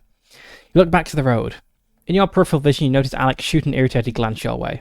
The longer the trip lasts, the tenser the atmosphere in the car seems to get. It's the next left, you say, and try to smile reassuringly. Alex doesn't answer. You continue deep into the forest. The little road you're on winds erratically, dipping up and down as it weaves between hills. The sky gets lost in the branches of pine trees. As the evening shadows lengthen, you feel cold seeping in from outside. 02103. The sun gradually sets. Your car's headlights cut into the darkness, revealing the road ahead, just a few feet at a time. Finally, they drift over the front of a cabin, reflecting off two windows on either side of a front door, glaring back at you like watchful eyes. You pull up and park. Finally, Alex says, stepping out onto the gravel driveway. You haul yourself out of the seat, stretch your back, and walk around to the trunk to get your bags. It's cold here. The cold night air seizes around you like a vice. You weren't expecting it to be this chilly. Are you hungry? Alex asks while you try to keep from shivering. Make a con check. Okay, my con is 70. I'm very constitutious. 34, that is easily a pass. So I do not mark touched by cold on the tracking sheet. Let's be hungry. Entry 105.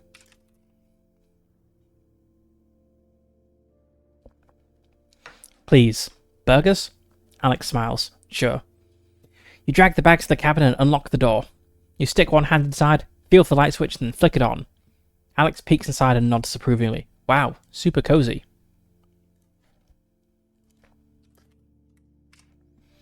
The cabin isn't very big. Your brother Mark, who owns the place, really exaggerated how luxurious it was. There's only one main room with a double bed, chest of drawers, and a corner set up to serve as a kitchen. There's no microwave. Both the oven and stove use gas. You see two doors. One leads to the rear of the cabin, while another leads to a tiny bathroom. You just know it's going to be freezing in there. On the wall opposite the bed is a TV and VCR unit sitting on top of a cupboard. The whole cabin is lit by muted yellow bulbs. It's not dark, but it's not quite light either. The sight of the bathroom reminds you that you've just spent several hours driving. You excuse yourself and dart inside. While you're washing your hands, you catch sight of yourself in the mirror. There are bags under your eyes. You stop and sigh. A weekend getaway. Is this really going to solve all your and Alex's problems? Let's feel confident about the weekend. You know, we're trying here. We have the moments of doubts, but we feel confidence. After that, we kind of snap out of it. There's no sense in brooding. You came out here for a reason. You love Alex. You want to make this work. You can spend all day guessing how things will end up, but it won't change anything. All you can do is be the kindest and most loving person you can. Whether or not that will be enough is out of your hands. You walk out of the bathroom, smile, try cracking a joke. Woof, sorry, I've been holding on to that one since we left Pierre. Alex snorts, but you catch the slightest hint of a smirk. They're standing in the kitchen, chopping at vegetables. You walk over and do your best to help. Before long, you're both seated at the small dining table eating together. Alex is not saying much. It's difficult to tell what they're thinking. Let's make a psychology roll. So we had like a very similar opening set of scenes with Alex, where she also makes a psychology roll to determine how Charlie is feeling. So they're both trying. It's just maybe not going to work out. 70. My psychology is good, but not that good. I could spend luck. I'm very lucky. Nah, let's just fail the roll. I want to save my luck for like a dangerous situation, even though I've got quite a lot of luck. Alex keeps dodging your gaze. It's impossible to tell what's going on in their head if they won't have a conversation or even meet your gaze. They just pick at their food half-heartedly and say nothing. Maybe it's best to be blunt. How are you feeling? You ask. Fine, Alex replies, almost as soon as you finish talking. Silence hangs in the air for several long seconds afterwards. Great. Well, if Alex doesn't want to talk right now, so be it. You may as well look for something else to do. Go to 234. Hey, do you want to watch a movie? You ask. Alex hesitates. The two of you used to fall asleep to movies almost every night when you were first dating. Alex chews the idea over for a moment and then nods. Sure.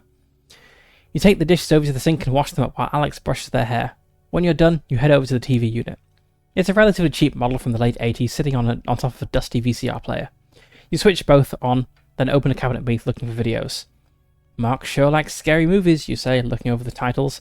15 different tapes, and you're sure that covers pretty much every major slasher film of the last decade. God, none of these look good. There aren't any comedies? Alex asks from the bathroom. Make a spot hidden roll. How observant am I? I have a 65 in that. That's a success, 24. So I failed the corresponding roll with Alex here. I immediately forgotten which prompt it was. It was 131, yeah. As you're leafing through the tapes, you notice something at the back of the cabinet. You reach inside and pull it out. It's an empty slipcase for a VHS tape. It's flimsy. Someone has scrawled a title on it in black marker pen. The Flowers in the Stream. You incredulously read the name aloud. What's that? Alex asks, coming out of the bathroom. Empty case. We should have stopped at a video store. I think these are all bootlegs. Alex walks over to you. They're smiling. Maybe they did some soul searching in the bathroom too. Is the tape still in the VCR? They ask. You lean over and press the eject button. There is a whirring of mechanical internals, and then the unit spits out a tape. Aha! Alex says, stepping forward to pull you into a hug. Thank you, Charlie, they say. They rest their head on your shoulder for a second while you stand there holding the tape, sighing, I love you. Check the flowers in the stream. Okay.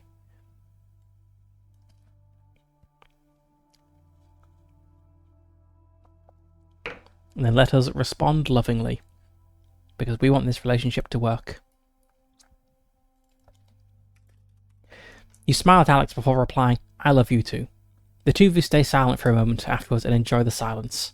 Then you bustle over to the VCR and get everything ready. Before long, the two of you are set up in bed, looking towards the TV, with the tape paused and ready to go. Ready to start? You ask Alex. They nod. Lights, camera, action. When the film begins, the screen is black. There is faint music but no opening credits. Then the screen cuts to blurry footage that was clearly recorded on a handheld camera. Wow, is this one of Mark's home movies? You ask. Alex laughs, then reaches for the remote. Oh, I'm sorry. Wait a second, that looks familiar, you say, pointing at the TV. Alex hesitates. On screen you see a wall of tall forest trees. Leaves and pine needles crunch under the feet of whoever's filming. The camera pans across the landscape, creating a blur of greens and browns. Suddenly, you spot Mark's cabin standing there in its little clearing. A dull red sedan is parked out front. That's Julie's car, Alex says. This must have been after their wedding. The camera is shaky. Wind rushes against the microphone, causing a brief flurry of horrid scraping from the speakers. There's movement near the red car. A woman, Julie, is taking bags from the trunk. She's smiling.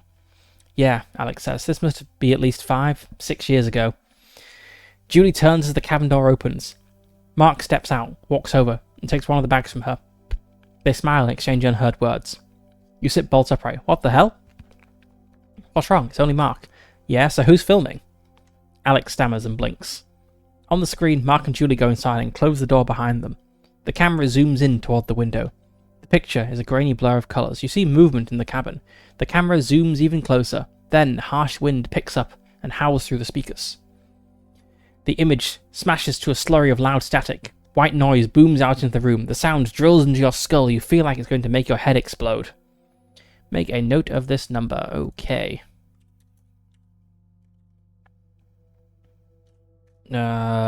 What did I had the same thing. Video, yeah.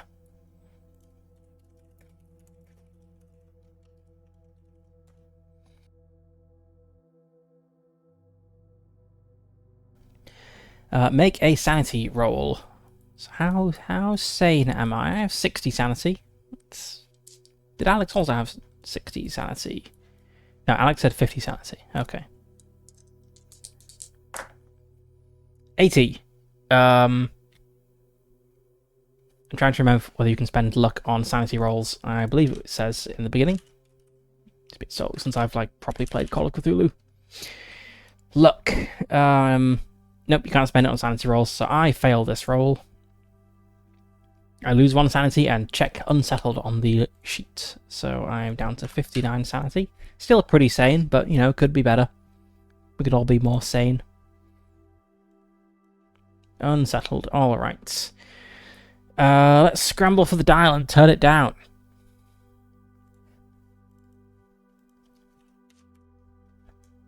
You dart from the bed, grimacing at the ear-splitting noise. You switch the dial and kill the TV. Alex is sitting on the bed with their hands clamped over their ears like a dope. Sorry, it's only a remote for the VCR. There's no volume control. What the hell was that? You ask angrily. Alex shrugs. I don't know. Mark and Julie came out here with someone else? Alex laughs. I don't really want to think about what your brother and his wife might get up to when they're out here. You roll your eyes. That was creepy. It was like a peeping Tom. Well, we know it's not. Alex gestures the TV cabinet. Why would Mark and Julie have the tape? Broken Heart is not checked. Broken Heart must be a thing you get really early on somehow. I wonder how you get that.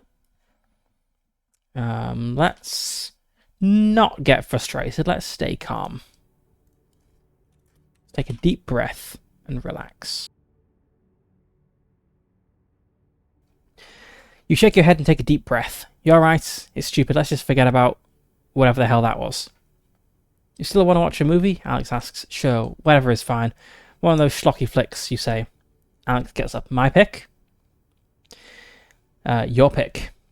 Alex smiles and looks over the tapes in the cabinet. Ooh, this is a good one. You lean forward to look at a tape that has a guy wearing a pumpkin on his head on the cover. I think even you'll like it, babe. Somehow I doubt it. You smile. No, seriously, Alex says and slips the tape from the case. It's about this guy who's a writer and he drives up this secluded town in Maine, right? Alex hits ejects on the VCR. Anyway, when the TV set blares to life, it bellows static through the cabin. Thunderous scraping and coughing bounces off the walls. You thrash and cover your ears. Alex is swearing, but you can barely hear it. The TV falls silent, and with it, all the lights in the cabin go dark. The power is out. I want to watch Pumpkin Man. Alex? You ask the darkness. Yeah? What was that? I think the power's out. You hear scrambling in the darkness as Alex shuffles along the floor, one hand touching the wall. They flick the light switch several times. Thought this place was on solar power. That's what they said. Maybe something's broken. Do you think there's a backup? No idea. Guess I need to go into town tomorrow and call Mark to ask him. Great. You press your fists against your brow. That's just great. Your heart is still racing after that last burst of noise. You take your hands away from your face, but it doesn't get any lighter. It's pitch black in the cabin. You feel anxiety start to build in your chest. We do not have Broken Heart or Blame Game, so we do not go to 207. Let's lean on Alex for support. Maybe Charlie is somewhat clingy. Maybe that's why their relationship is floundering. That was really loud, you say. You can hear a waver in your voice. Alex clearly does too. Yeah, don't worry about it. It's fine. You hear approaching footsteps. Then the bed frame creaks as Alex crawls onto it. In the silence following the outburst from the TV, even the slightest sound rings deafeningly loud in the quiet. You feel Alex cuddle up close to you. I'm sorry, Alex said. Don't be. Don't worry about the TV. We'll fix it tomorrow. If not, we can just go hiking instead. You murmur softly in agreement. Alex wraps an arm around you. You feel their breathing on the back of your neck. It slows quickly and fades into the gentle rumble of sleep. The sound is steady and calming. Before long, you drift off too. The only sound that disturbs you is the faint creaking of pines echoing softly through the black hills. Go to 34. Aha! Now we join the series of prompts that we kind of got into with Alex. So this is where the kind of character generic bit begins. Prompt 34. Makes sense. I was wondering how it would kind of fit together.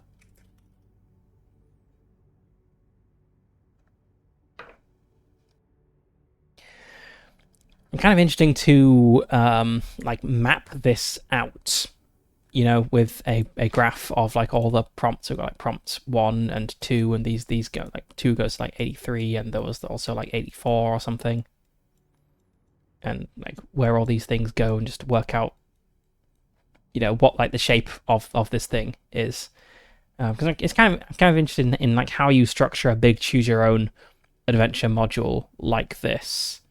Because surely just like the numbers don't seem to jump around that much. The numbers kind of go up in sequence. So like the Alex beginning ones, they're all like low numbers, and the Charlie beginning ones, they're all like high numbers, or they jump around a little bit.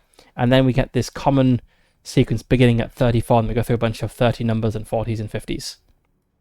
So I guess you kind of like write like strands of story at a time, give things sequential numbers rather than just making it whatever number fits. But yeah, it'd be interesting to see if there are any like interesting shapes in the graph. But we're not here to think about interesting graphs. We're here to die horribly in the woods. So, when you wake in the morning, you are alone. You stir in the bed and sit up. Babe? There's no answer. The only sound is the wind outside, carrying with it a gentle morning birdsong. You get up and cross to the kitchen. There's a note taped to the chunky refrigerator, which is written in familiar handwriting. Sorry again, just wanted this weekend to be special. Gone to town to get help fixing power. Back at ASAP. Love you. You set the note down. Looks like you have a few hours to yourself. I feel like Charlie is not a... I feel like Charlie's maybe a brisk walk before breakfast sort of guy, so let's go for a brisk walk. Also, I started with breakfast as Alex, and I kind of want to see the different things. Outside, the air is fresh, the sun is warm, and the sky is mostly clear. You fill your lungs with the scent of moist soil and pine trees. You take a few steps forward and peer down the driveway. It weaves away into the woods. The trees are so thick here that you'd probably have a better chance listening out for cars than looking for them. You turn and head down a walking trail just by the cabin. The earth has been worn smooth by the hiking shoes of innumerable visiting families. The forest grows thicker around you as you walk. Unseen critters skitter past in the underbrush. Birds move through the branches above, calling out and making pine needles rustle. You come across a blueberry bush just by the trail. Let's collect berries. Roll for berries. Wow, I do roll for berries. It's a natural world roll. Okay, you squat down and pick berries from the bush. Their flesh is weak. I know berry flesh is weak, but that's a funny way of putting it. The weak flesh of these berries disgusts me. Juices spill off and stain your fingers purple. You're about to lick them clean when you hesitate. Blueberries are safe to eat, right? It wouldn't be a good luck to accidentally poison yourself the first time you set foot outside the cabin. Make a natural world roll. It's time to roll for berries. Okay. My natural world is 40. Not amazing. But I got a 27, so I know everything there is to know about blueberries. Go to 77. You rub the berry residue between your fingers and frown. Maybe it's best to wait until your partner's back with the car before you put your foraging skills to the test. You fold your arms and continue walking. You keep your eyes on the trail and force yourself to focus on the here and now. Off to the left, you hear running water. Let's investigate the water. Because I remember there'll be a different thing now that I've got the flowers in the stream checked. You step off the trail and stride through the forest towards the sound of running water. The ground is uneven, so you steady yourself on the trunks of nearby pines as you go. You walk for a little while until the sound of the water gets louder. You crest a small ridge and discover a bubbling stream just on the other side. The water is rushing downhill fast, headed south. It's clear and fresh. The trickling sound is melodic. If the flowers in the stream is checked, it is. Go to 48. You flinch. The black marker on the videotape that played just before the TV blew up jumps to your mind. The flowers in the stream. Looking at this stream, the flowers at its bank and the leaves drifting down on the current, the memory of screeching static rings in your ears. You lift your eyes from the water and look around you. There's nothing unusual here, just the trail at your back and lonely pines all along the length of the water. You're alone. It's time to keep walking. You refocus your mind and head determinedly down the hill, further down the Black Hills, and deeper into the forest. It's a pleasant hike. Sunlight filters through pine branches and casts up dancing shadows all about you in the cool morning air. After a half hour or so, you feel nature calling and step behind a tree to pee. You're fumbling with your clothes when you spot something. Ahead, off the trail and nestled in a narrow valley, is a dilapidated wooden shed. Let's investigate the shed. Nothing bad ever happened from investigating an abandoned shed in the woods. You step through the small clearing where the shed leans lopsided against a rocky, moss-ridden mountain wall. It's not large, maybe half the size of Mark and Julie's cabin. It's made entirely of wood. A rotting piece of pine serves as a makeshift door that's only just still hanging from the frame. The place looks like nobody's been here in years.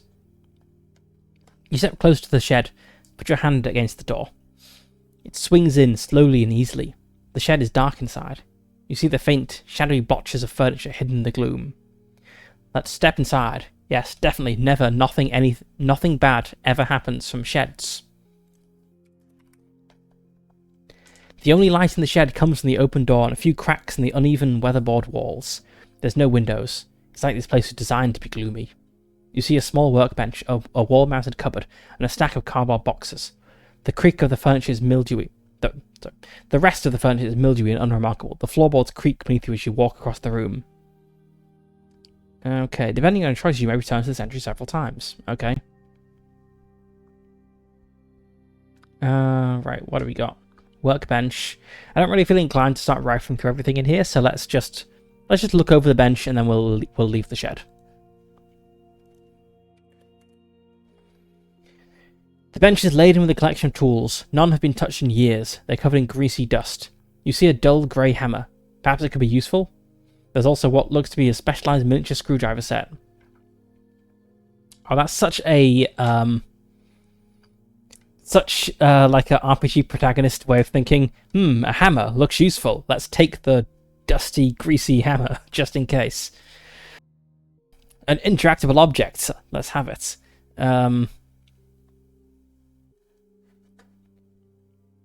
Now let's. I'm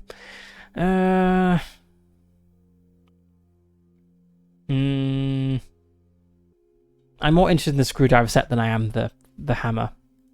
Let's look at that.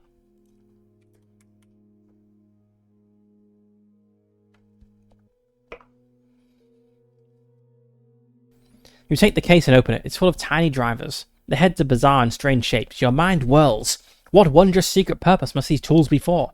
What tiny instrument were they complicit in the functioning of? What strange mystery have you stumbled upon? Your mind races as you consider the possibilities. Seriously though, it's just a set of tiny screwdrivers. You have no idea what they're for.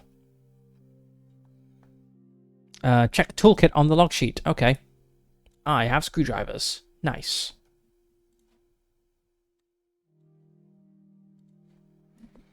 Go back to 57. And now let's leave the shed. We have taken some weird screwdrivers. And we're back on our quest. That's enough of that. You step out of the little shed and back into the forest. You wince in the harsh light of the sun and let your eyes adjust. You make your way back to the trail and continue your hike for about half an hour. Then you turn and head back home. Okay. You crest the rise that leads back to the cabin. The sun is high in the sky. It's late morning, soon to be afternoon. You sigh. There's no sign of the car, and therefore you're probably still without power or your partner for now. You head inside. Everything is well lit by the late morning glow. You change out of your walking clothes and leave them on the bed, and then head into the bathroom to shower. Occupied is not checked, so we go to 87.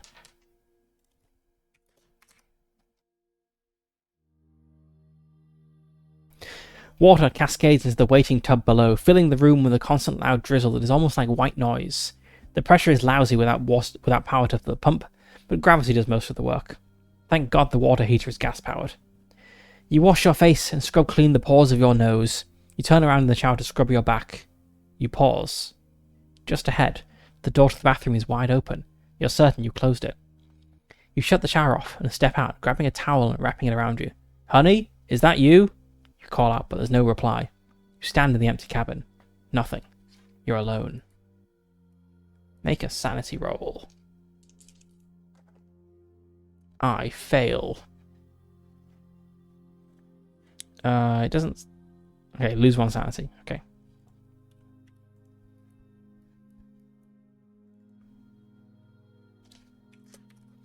Was someone here? The windows are closed. Are you going mad? You were sure you shut the door. You remember doing it.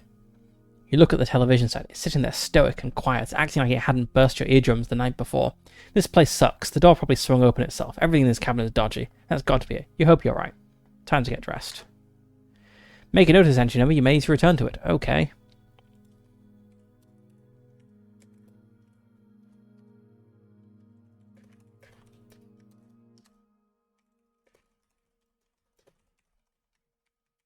There we go. Alone Against the Shower. Upcoming solo Call of Cthulhu module. Go to 91. You stretch, roll your head around a few times to work the tired muscles, then head over to the bed and open your suitcase. You purse your lips and consider how you're feeling. Let's go for comfortable clothes, because I wore practical clothes with Alex. And also, I'm frustrated. I've had a scary shower experience. I want to wear something relaxing, like track pants and a sweater. And go to 93. Freshly dressed, you feel renewed.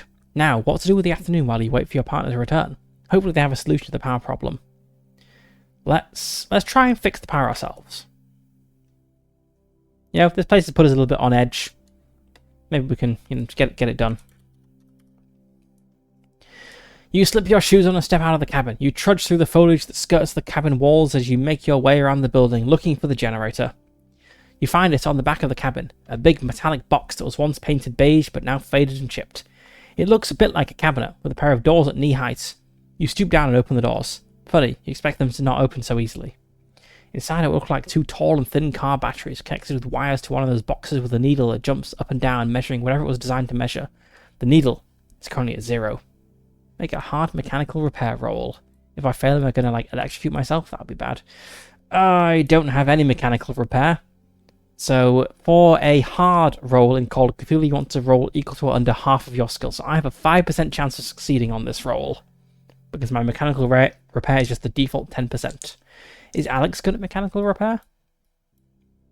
No, Alex is not good at mechanical repair. So neither of them are very likely to succeed on this. But let's just hope I don't kill myself with a pair of car batteries. 58. Yeah, that's definitely not a success. And I don't want to spend 53 luck to make it a success, so I'm just going to fail. Go to 371. You reach in to check the wires running from the big batteries to the little box. One comes loose in your hand. You're unsure if it was already unplugged or if you somehow unplugged it when you checked to see if it was secure. You grab the box and try to turn it around to see if there are any buttons or anything on the back. There aren't, just wires and spider webs. You push the box back in place and brush your hand on your shirt. You check a different wire in the battery. You feel a tingle and jerk your hand away. Was that a shock? No, the wire is wrapped in rubber. You're just jittery. Ugh, forget it. You groan and slap the door shut. Go to 370. That could have been much worse. You sigh. With a sigh, you head back inside and slip off your shoes. You close the door behind you. It's nice, in a way, to feel so removed from the world, but still safe and secure in this little room. Like a pocket of the modern day planted in the wilderness. You just wish you could watch TV. Let's make some food.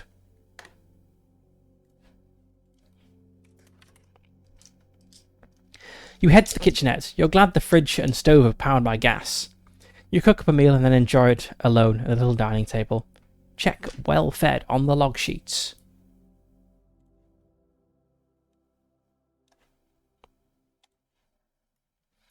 If survivalist is checked, it is not. To eat and enjoy the food, go to 106. To pick at the plate unenthusiastically and worry about your situation, go to 107. I think I'm still feeling, a bit unsettled by the shower door. I'm feeling frustrated by not being able to do anything with the generator. I'm going to pick at the plate unenthusiastically. The woods are lonely, dark, and deep. You're here alone in a cabin with no power, kidding yourself that everything will be fine. As long as the sun remains up, you're able to keep yourself fooled, but you know with every passing minute that the sun is edging close to the horizon line, racing to leave you in darkness. Make a note of this entry number. You may need to return to it. Okay. Sad lunch. Make a sanity roll. Charlie's slowly falling apart. No, he's not. He's okay. If fully charged or running on empty is checked, neither of those are checked. Then I can look for flashlights and batteries. You know there's a heavy-duty flashlight in the car, but it's gone now. What do you have here in the cabin? Right now, when the sun goes down, you'll be left in the dark. Make a spot hidden roll. I'm now thinking that where I should have arranged this, I should have flipped the order of these two things. Like the backstory tab, it doesn't need to be like right next to it doesn't need to be right next to the thing, because I'm looking between these two things all the time. This is a oh no, my numbers, my precious numbers. Let's put them where they should be. Yeah, this is a much better way of organizing it. There we go. I'm scrolling like back and forth a little bit less. Okay, so I was making a spot hidden roll. My spot hidden is 65. I'm pretty good at noticing things. Must be my keen nurse eye.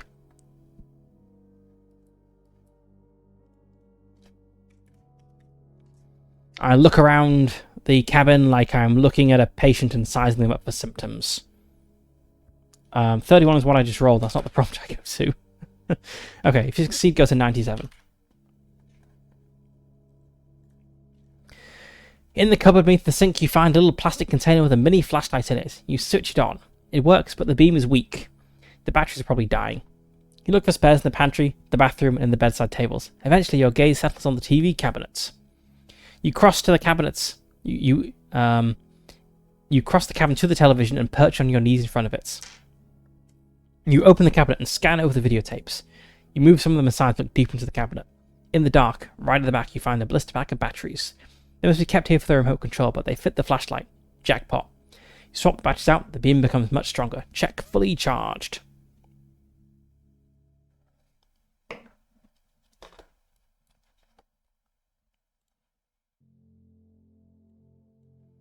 And we are also well fed. So we are now bored and must go to 108.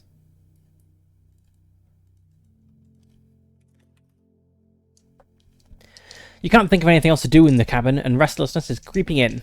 For a while, you lie on the sofa and read an old beat-up paperback from a shelf in the corner.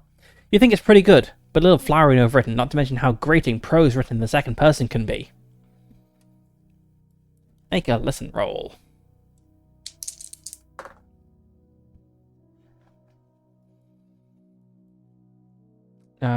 Listen is 60. I hear it. I hear whatever it is.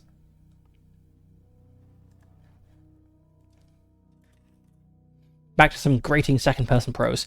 You hear footsteps outside. They crunch on the gravel driveway. You sit up. You didn't hear a car approach. You stand up nervously and creep to the window. A balding, middle-aged man is standing just outside the front door. He's dressed in a thick winter coat and has his hands in his pockets. You do not recognize him. He lifts his hand to the cabin door and knocks. Let's pretend nobody's home.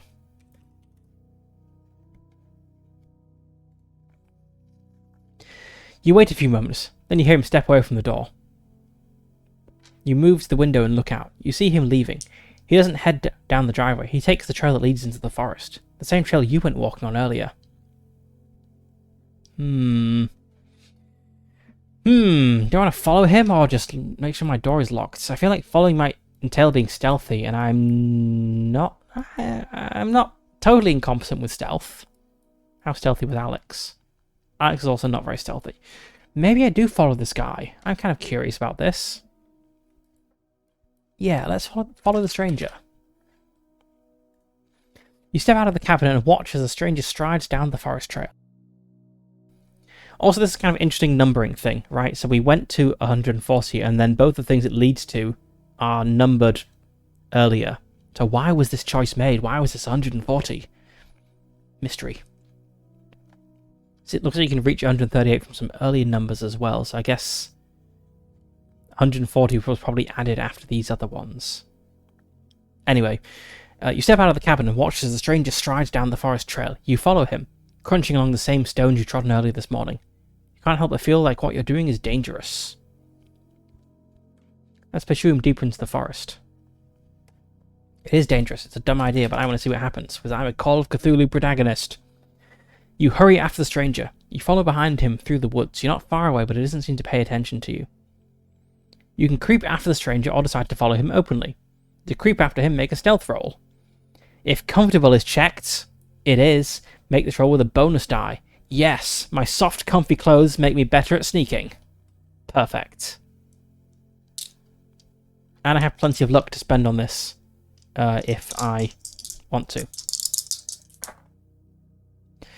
Okay, that's a 40, which is a fail, but I can spend 10 luck, which seems worth it because I have 70 luck. I'm going to spend 10 luck, bring me down to 60 to succeed in sneaking. That's a 144.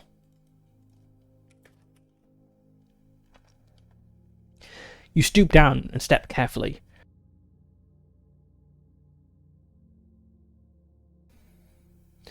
Sorry, I had a coughing bout. Avoiding sticks and branches to silence your pursuit. The man gets a little further in front, but you don't lose sight of him. After a few minutes, he hesitates. You bob down low. The stranger looks around over his shoulder and then steps off the forest trail and walks deeper into the woods. Okay, I don't really want to risk getting lost in the woods, so let's turn back.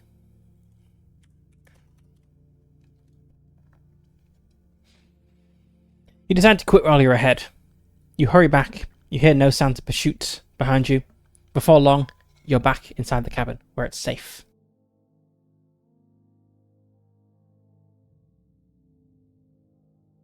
Go to 142. It's dark. Clouds cover the sky and the moon is hidden. You lay on top of the bed for a while, listening to the wind shaking the branches of the pines all around. Every few minutes you think you hear your partner arriving back. Every time, you're wrong. When you walk around the cabin, you use your flashlight to guide your way. After a few hours, you make yourself a sandwich and eat in the dark. While you chew, there is a knock on the door. There's a single knock. Suffocating silence follows it. Let's ignore the knock, because it's probably the weird guy again.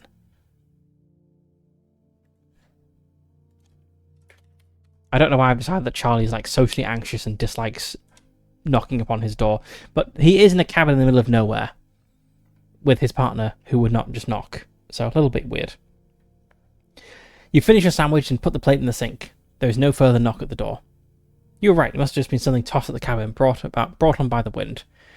As the night goes on, it gets colder. You use the flashlight to get back into bed and get under the covers. On the cabinet at the foot of the bed, the television turns on. The power is back. Let's turn on a light. You reach across the bedside lamp and flick the switch. Nothing. You get out of the bed and use the flashlight to find the light switch on the wall. Nothing. You cross the cabin and step into the bathroom. You flick the switch. Nothing. Nothing.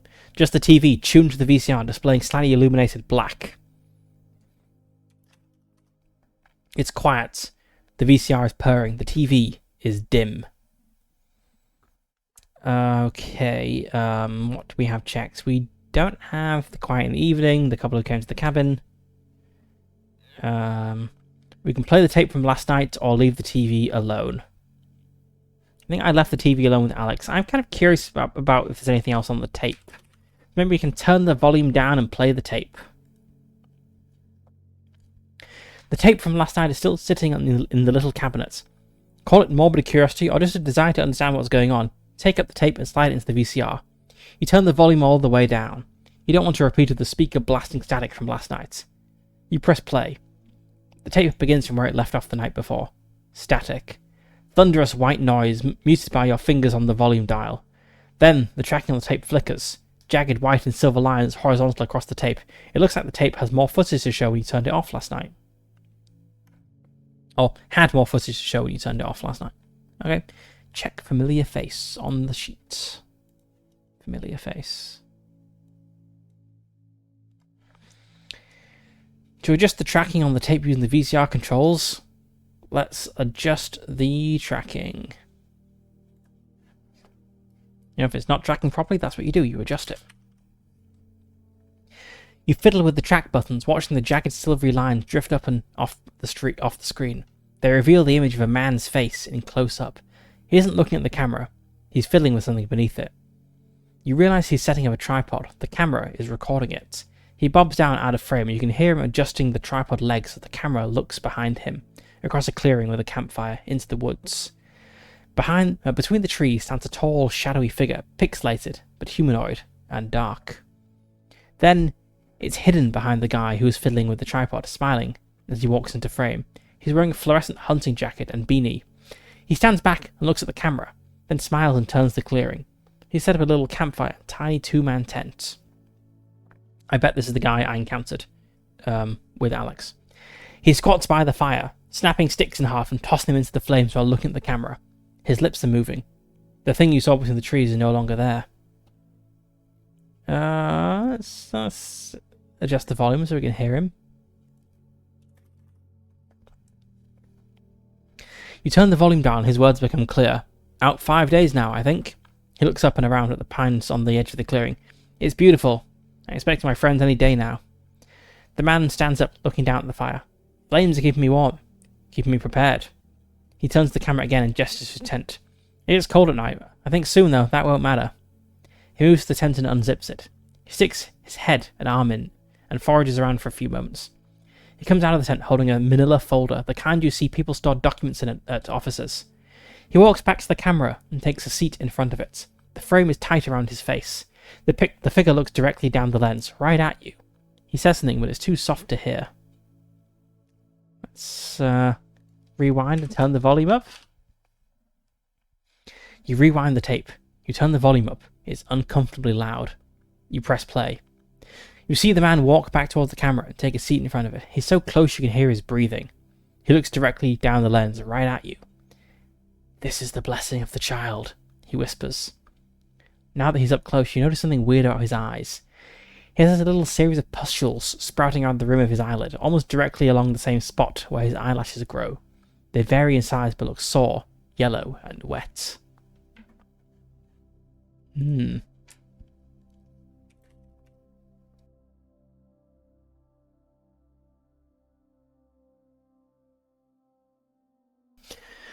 man holds up the folder and smiles. Everything here, just as yesterday. Everything I wrote down after that first dream. He puts the folder in his lap out of sight and looks down. You hear the folder open and papers rustle. I'll read it again, he says, words that came to me in my sleep. He smiles at the camera, proud, and gestures the clearing behind him. This exact spot, I saw it every night. Every single night. He's giddy now. He looks down at his papers and begins to read. It comes in the face of those it has taken, those it has brought into the fold. By the light of the sun it is hidden, clad in the skin of the familiar. He clears his throat and then continues. By night it walks free, a student of the earth, a venom and care of the forest. Drawing from deep in the soil, these black hills are its flesh today. Every tree is a hair. Its followers are those dictated by the rule of time. Mikhail, Homer, Olivia, Darcy. He pauses here and points excitedly to the paper. That's me, he adds, then goes on reading. Marcus, Charlie, Alex, Rachel, Isaac. Darcy pauses. He looks directly at the camera. Charlie? He asks. Alex? He leans in close to the camera. The entire screen now is just his eye, ridden with pustules. Are you coming home? The screen smashes to white noise and the room fills with crackling static. Make a sanity roll. That's creepy.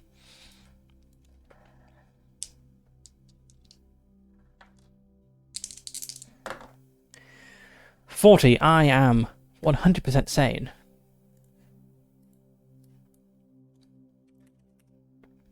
You shove your fingers in your ears and smack the stop button of the VCR with your elbow. The cabin falls silent again. The television set sits there, glowing quietly.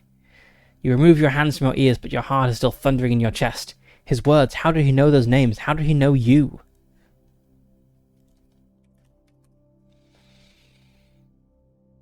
Okay. It's quiet. The VCR is purring. The TV is dim. We have come back to this option.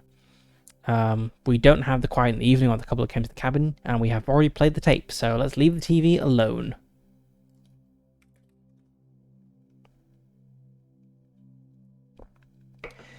You turn away from the television set and cross over to the bed. You sit down and try to avoid looking at it. You can hear it humming ever so softly. Let's try to get to sleep. You crawl under the covers without bothering to get changed. At least here it's warm. You set the flashlight by the side of the bed and switch it off. Then you curl up around your pillow, listening to the sound of the wind outside, and wait to fall asleep. We don't have lockdown checked, so we go to 258. You wake. You're not sure how long you were asleep, but it's cold. You sit up, and even in the darkness you can see that the cabin door is wide open. You must not have locked it. You take the flashlight from the bedside table. You swing your legs out of bed and stand up. You turn on the light to guide you to the open door. The flashlight lands on a man standing in the kitchen. He is haggard and breathing heavy, eyes wide. You almost drop your light in shock. What the hell? You gasp, half in anger, half in terror. The man doesn't answer. He screeches at the top of his lungs and lunges at you. The stranger is bigger than you. He is crazed, wild, and violent. He thrashes with empty hands at the air around him as he crosses the room in large, rapid strides, closing the distance. Let's try to get out of his way. Actually, how good am I at fighting? Let's see. 55 fighting brawl. Maybe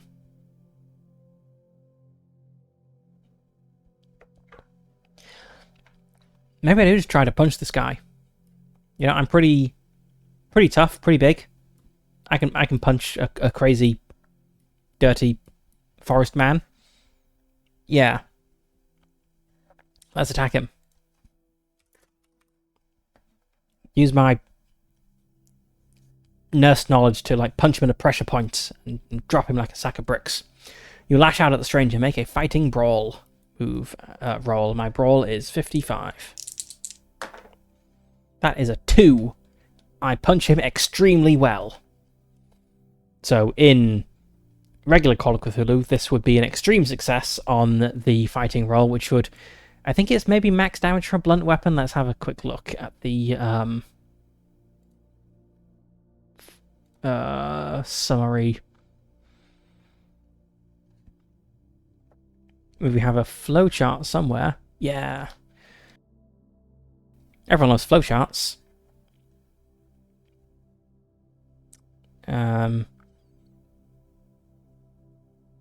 But how much damage do we deal if it is an extreme success? I mean, it doesn't seem relevant in this scenario because it just told me to go to a certain prompt, but I'm kind of curious.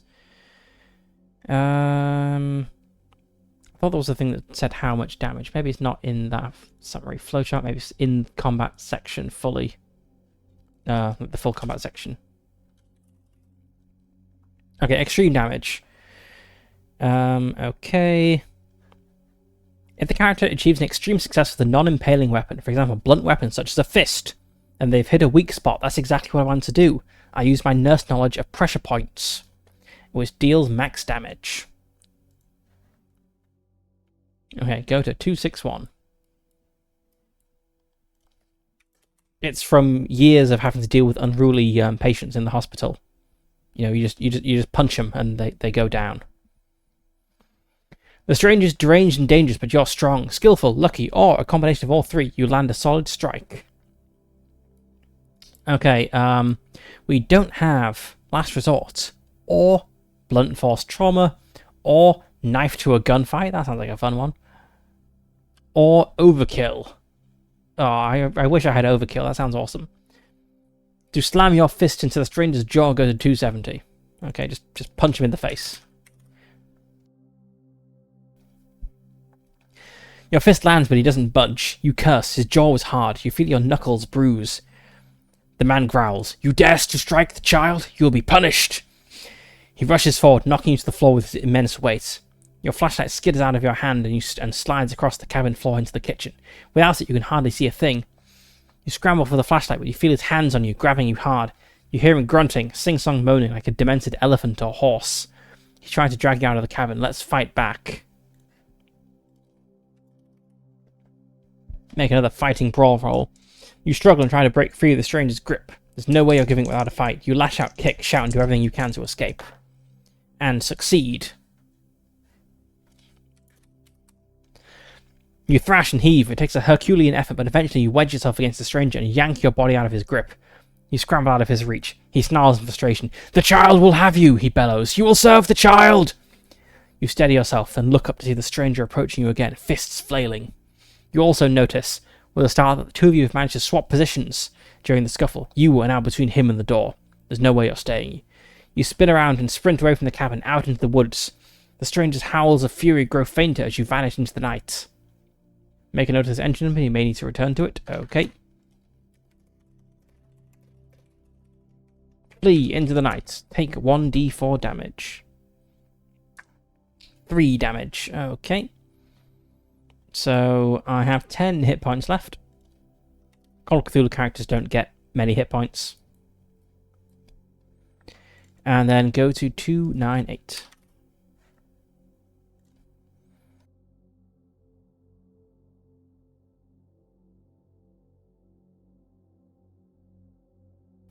This is kind of going quite similarly to what happened with Alex, actually. Like, the events in the middle were different, but we still end up having this confrontation with the stranger in the cabin and fleeing into the woods. But there's all sorts of things we didn't get to check on the sheets. There's like a whole middle section of the adventure that I've somehow, or multiple middle sections of the adventure that I've somehow missed both times. You dash out into the night, running as far and as fast as your body can manage. The cold air burns your lungs. The surrounding trees sound alien as they rustle, making you all the more terrified. Every few minutes you emerge from the trees to a section of dirt road. You keep praying that you'll see your partner's car arriving, but deep in your soul, you know it won't come. After almost an hour of mad flight, you come to a crossroads. You recognize it from your journey to the cabin. You're not sure which direction leads to the highway and which leads deeper into the woods. The forest feels inescapable. Make a navigate roll. But this also looks like a definitely like a point of convergence in the story, just from how many prompts lead here. So my navigate is a 20. That's not very good, but I do have loads of luck that I can spend. 80. I need to spend literally all of my luck. All 60 points of my luck. Let's just get lost. Sure. Maybe I'll need my luck to avoid being killed or something. You pick one path and follow it. You race along it for almost an hour. Even after all that time, you're not sure if you've gone the right way. The woods around you are endless. The hills are treacherous. Before long, you lose your bearing. It doesn't matter if you took the right way or wrong way at the crossroads. You get tangled up in your own hurried flight and lose all sense of direction. Everything here is identical. Just great looming black shapes, any of which you feel like could suddenly decide to come to life, loom down and devour you. This isn't right. It isn't right. Sanity roll is a success. It's scary, but not mind-meltingly scary. Panic is not going to help you get out of these woods, Charlie says as he slaps himself in the face. You force yourself to take a few deep breaths and slow your racing heart.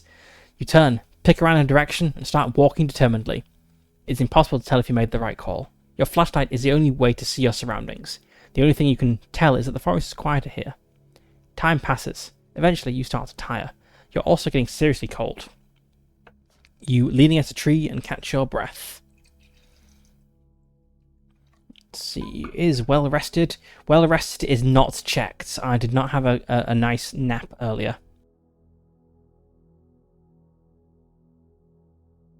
So I go to 301. You try to catch your breath, but it doesn't seem to work. Your hand slides down to the base of the tree and you collapse down against its roots. You suck air over and over. Your lungs feel icy. Despite the horrible situation you find yourself in, your eyelids feel heavy. You're not sure how long you wait, but it is some time till you feel as though you can get back to your feet. You stand slowly, teeter, but manage to forge on. Right now, you just need to put distance between yourself and the chaos you escaped from. When the sun rises, you'll be able to reassess and begin to find your way back to civilization. Okay, make a note of this entry number. You may need to return to it. Take 1 point of damage. Okay, out of breath. Then go to 302. So 1 point of damage. I'm down to 9 hit points. Pine needles and dirt crunch under your feet as you walk. You make progress, but with every step you feel yourself growing wearier.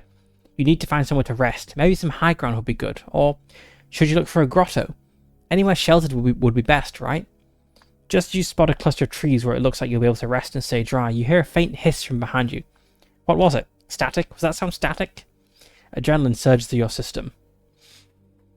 So with Alex, I got to this prompt with Alex and I chose to run like hell. So I'm going to go for the other option here, which is go to 303 to investigate it. You turn to face the direction the sound came from. You can't hear it anymore. Hello? You ask the darkness. It does not reply. You direct your flashlight in front of you. Its light reveals tree trunks, stones, fallen logs. Nothing unusual. Running on empty is not checked, so we go to 307. Your flashlight flickers. Your heart jumps to your throat. Have the batteries died already? You shake and slap the lens and the beam stabilizes nice and solid. Phew. Lucky you took the time to find new batteries. You search the area in front of you more carefully. The strong light keeps the shadows at bay and makes you feel more secure. After a more thorough look, you confirm that there's nothing lurking around you. Still, something tells you it's best not to linger here for too long. You stride onwards, using the flashlight beam to navigate between treacherous tree roots and sharp rocks. After a few minutes of walking, you spot a small clearing through the trees up ahead. You push towards it, snapping through thick brambles and branches as you go. When you emerge into the clearing, you spot a small tent and a fire pit set up in the centre. Looks like somebody's camping here. You might have found help. If familiar face is checked, it is. You recognise this campsite. This isn't a place I want to be. I want to be far from here. A sense of deja vu washes over you. This campsite is the same one. You hear a rustling from inside the tent. Your noisy arrival clearly woke up whoever is inside. A sing-song voice calls out, "Hello?" Your stomach sinks. You recognise that voice. The tent flap unzips, and the same man steps out. He's even wearing the same clothes. He looks towards you, hesitates, and then nods. You notice that his eyes show no signs of surprise. Let's respond aggressively. Oh, that's a creepy picture. Charlie, he said. No. That was the wrong one. 286 is what I'm at. Okay, I'll probably jump. Yes, I'll jump back to that in a moment. What the hell is going on? Please calm down. Sorry, here's a single-song voice. Please calm down, the man says, holding his hands up. Please. Calm? Screw you. Tell me who the hell you are. He pauses and licks his lips. I'm the one who can hear it. The hell does that mean? The child, he says. It speaks to me. You better start talking some goddamn sense. The child of the forest, he says. When it weeps, it sounds like static. You fall silent. The man smiles, nodding. You've heard it too, haven't you? You hesitate. Charlie is checked. Go to 285. Charlie, he says. You freeze. How in the hell do you know my name? The child told me. It just wants a family, Charlie. That's what we can give to it. All of us. The voice in the static, you ask, it wants a family? The child, yes. You may return to this entry several times. Okay, let's ask about the child because we didn't last time. 337. So with Alex, we kind of approached this guy without hostility because we didn't recognize him. We thought he might be help, but then he started talking nonsense about a child, and we were like, "What the hell is that? I'm running away." But we've kind of got the opposite situation here, so let's ask about it. You keep calling it a child, you say. What exactly is it? The man smiles. Something ancient. I know, a strange name for one so old. I believe it was birthed from Mother Earth herself. It exists alone in the wild places of the world. It's lonely and aching.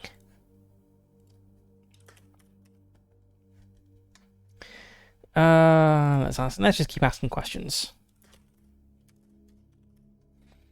The child, you say, it wants a family? The man nods. It spent uncountable years alone. It sees past, present, and future. It has tried so desperately to adapt to the technology of our world, but has failed. It just wants people to be with it. Here, in its home. He gestures around.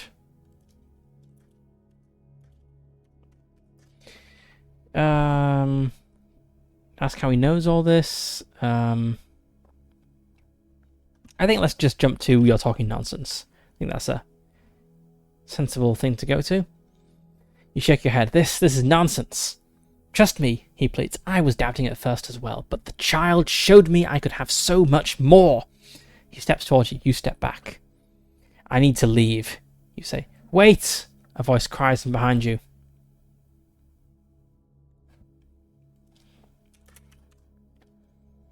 You spin around. There, standing on the edge of the clearing, is Alex. Hang on. Let's just jump back to this. Yes, Alex's voice. Yes.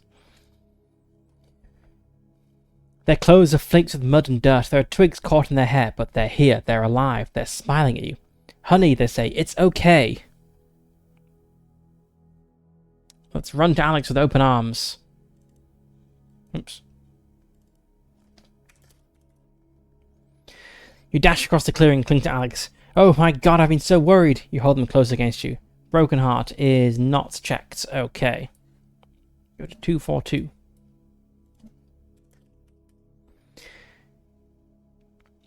Alex hugs you back. I know you have. Don't worry. Everything's going to be okay now. We're all here together now. You feel Alex's hand stroking at the back of your head. You pull away. You don't have time for this now. Alex, where's the car? We've got to get out of here. We have to go now. Alex looks at you sadly and shakes their head. No, honey, we can't go. We must stay here. The way Alex speaks is all wrong. Standing close now, you notice 1,000 subtle details that don't fit with the person you know. This isn't Alex. I know you're nervous, Alex says. I tried to explain everything, but I don't think there's much point. They raise their arms and open them wide. I'll just show you. Okay, we don't have arrival checked, so we're now kind of in the same end game as with Alex. I need you, Charlie, Alex's voice says, but this time it comes from behind you. You spin around and see that the man who crawled out of the tent, body unchanged, is now wearing Alex's face. There's 2 of them now. They're on either side of you. I need you like I needed Alex, they say, and when they speak, their voices merge, overlay, and bleed static. You're here now. We can be together, we 3, we 4. All of us, please come with me. Make a note of this entry and make a sanity roll.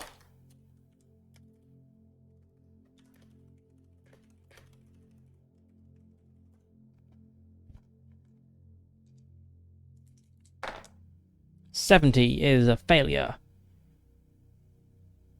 Lose 1d6 sanity. 4 sanity, okay. That's not enough for a bout of madness. It's just enough to be uncomfortable. So we briefly scream and then refuse.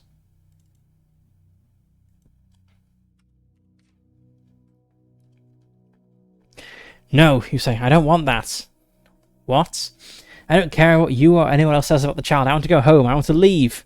You see your partner's face fall. I'm sorry, honey. I'm sorry I couldn't make it painless. Your partner's face bulges. Pine needles sprout from their cheeks and emerge, covered in blood. Their mouth opens, and a thick, fleshy tentacle laced with pale blue veins and coated in saliva unfurls. You hear your partner's voice screaming, "The child is given form! From its flesh emerges a true manifestation!" A dozen more voices join the noise. They're laughing, shrieking, and crying. They're chanting something, a name. They repeat it over and over again. Ushtikar! Ushtikar! Your partner steps closer. Clothes sloughing away from their body as their chest splits open to a sphincter-like maw, from which echoes a horrid swarming wail of static. Do we run or do we fight? I'm feeling kind of 50-50. See, 1 to 3, we run. We fight. Whatever this thing is, it's done something horrible to my partner. It needs punching in the face with my nurse kung fu. Whatever this thing is, it isn't your partner. You're pretty sure it might have killed them. Even if it means you end up dead, you refuse to let this monster get away unharmed. As the horrific mutation proceeds, you lunge forward and attack, striking wildly with all your might. Make a fighting brawl roll. That is a success. Go to 9. That's a very low number. You land a solid blow right against the monster's face, the face it stole from your partner. Maybe this punch has some of the relationship frustration in as well. Your strike splits the flesh and it rips away into nothingness. The creature itself is completely unharmed. How could you possibly hurt it? It is an erupting, mutating beast, but in the one moment you strike it, you take back some measure of control. You rip away your partner's face from it. That simple gesture is enough to make your heart surge with righteous victory. This thing can't take everything from you. You don't hold the beast back for long. It grabs at you with a tentacle that comes whipping at your side. As the tentacles boil and writhe before you, an alien voice resonates in the forest around you. This is your last chance. Accept the child and be born anew, or reject it and suffer. We are going to refuse. No! You swing at the creature one last time. This time, your strike doesn't connect. Whipping tentacles snap out and catch both of your wrists. You struggle against them. A third tentacle rises into the air in front of you. Its tip is sharp. Behind it looms the monster's true form, an amalgamation of indescribable whipping coils of ropey, bark-encrusted flesh. You scream out at the monster. Its one final yell of defiance. The third tentacle shoots forward and plunges into the center of your chest. The air is driven from your lungs. Blood pours from the wound. Your vision goes grey. You struggle, trying to free your hands once more, but there's no strength left in your arms. The final image you see before everything turns dark is fading, crawling static. Then nothing. The end.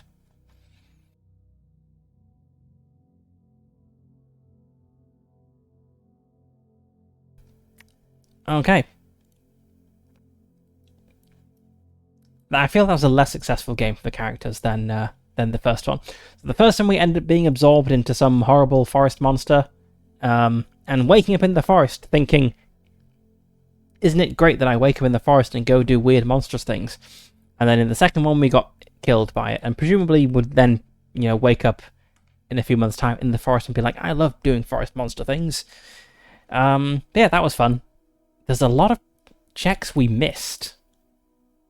I'm not really sure where most of these would have come from. Let's see. So Broken Heart is a very early one. I'm kind of curious. Okay, so Broken Heart we get from 17, which we get there from 13. Okay, that was one early on in Alex, and 16, which I'm not really sure where 16 is. What was 13? Okay, so 13 for Alex was you unpack ingredients for hamburgers.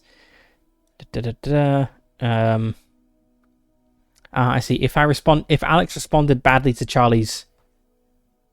Right, so yes. Okay, so Charlie comes up behind you and wraps their arms around your waist. You feel their breath on your neck and then the brush of a kiss against your cheek. I love you, Charlie whispers. To respond lovingly, go to 14, and that's what I did. To change the subject, go to 17, and that's the one that leads to Broken Hearts. And so there would have been an alternative for the Charlie opening, which would also have led to Broken Heart. Okay, so if we rebuff the partner early on, we get the Broken Heart, which then affects some of the later prompts. But there's a lot of extra stuff like temporal steel. That sounds cool. The couple who came to the cabin was mentioned a few times. So yeah, I guess there's more than 2 potential playthroughs here because there's still so much I missed. So I might return to this in the future and have a look. We are only like 2.5 hours into stream, and I said if we finish early, maybe we'll do Alone Against the Flames because it's very short. It's only 50 pages. It is only 270 options. But my throat is killing me from talking for 2.5 hours straight, reading out every single prompt. So I think we'll wrap it up here and go raid someone. Does anyone have a suggestion for who to raid?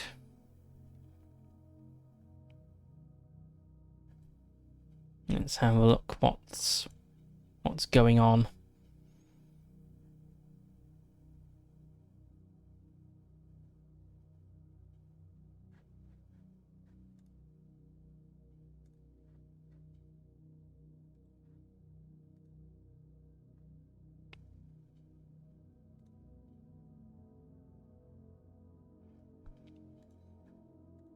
So we could potentially go raid Selly Charms. May know as Hesper's Quest. They changed name. They sometimes talk about tabletop things, though are currently playing Pokemon Stadium. Maybe. Yeah, let's go there. Okay, right. Let's set that up.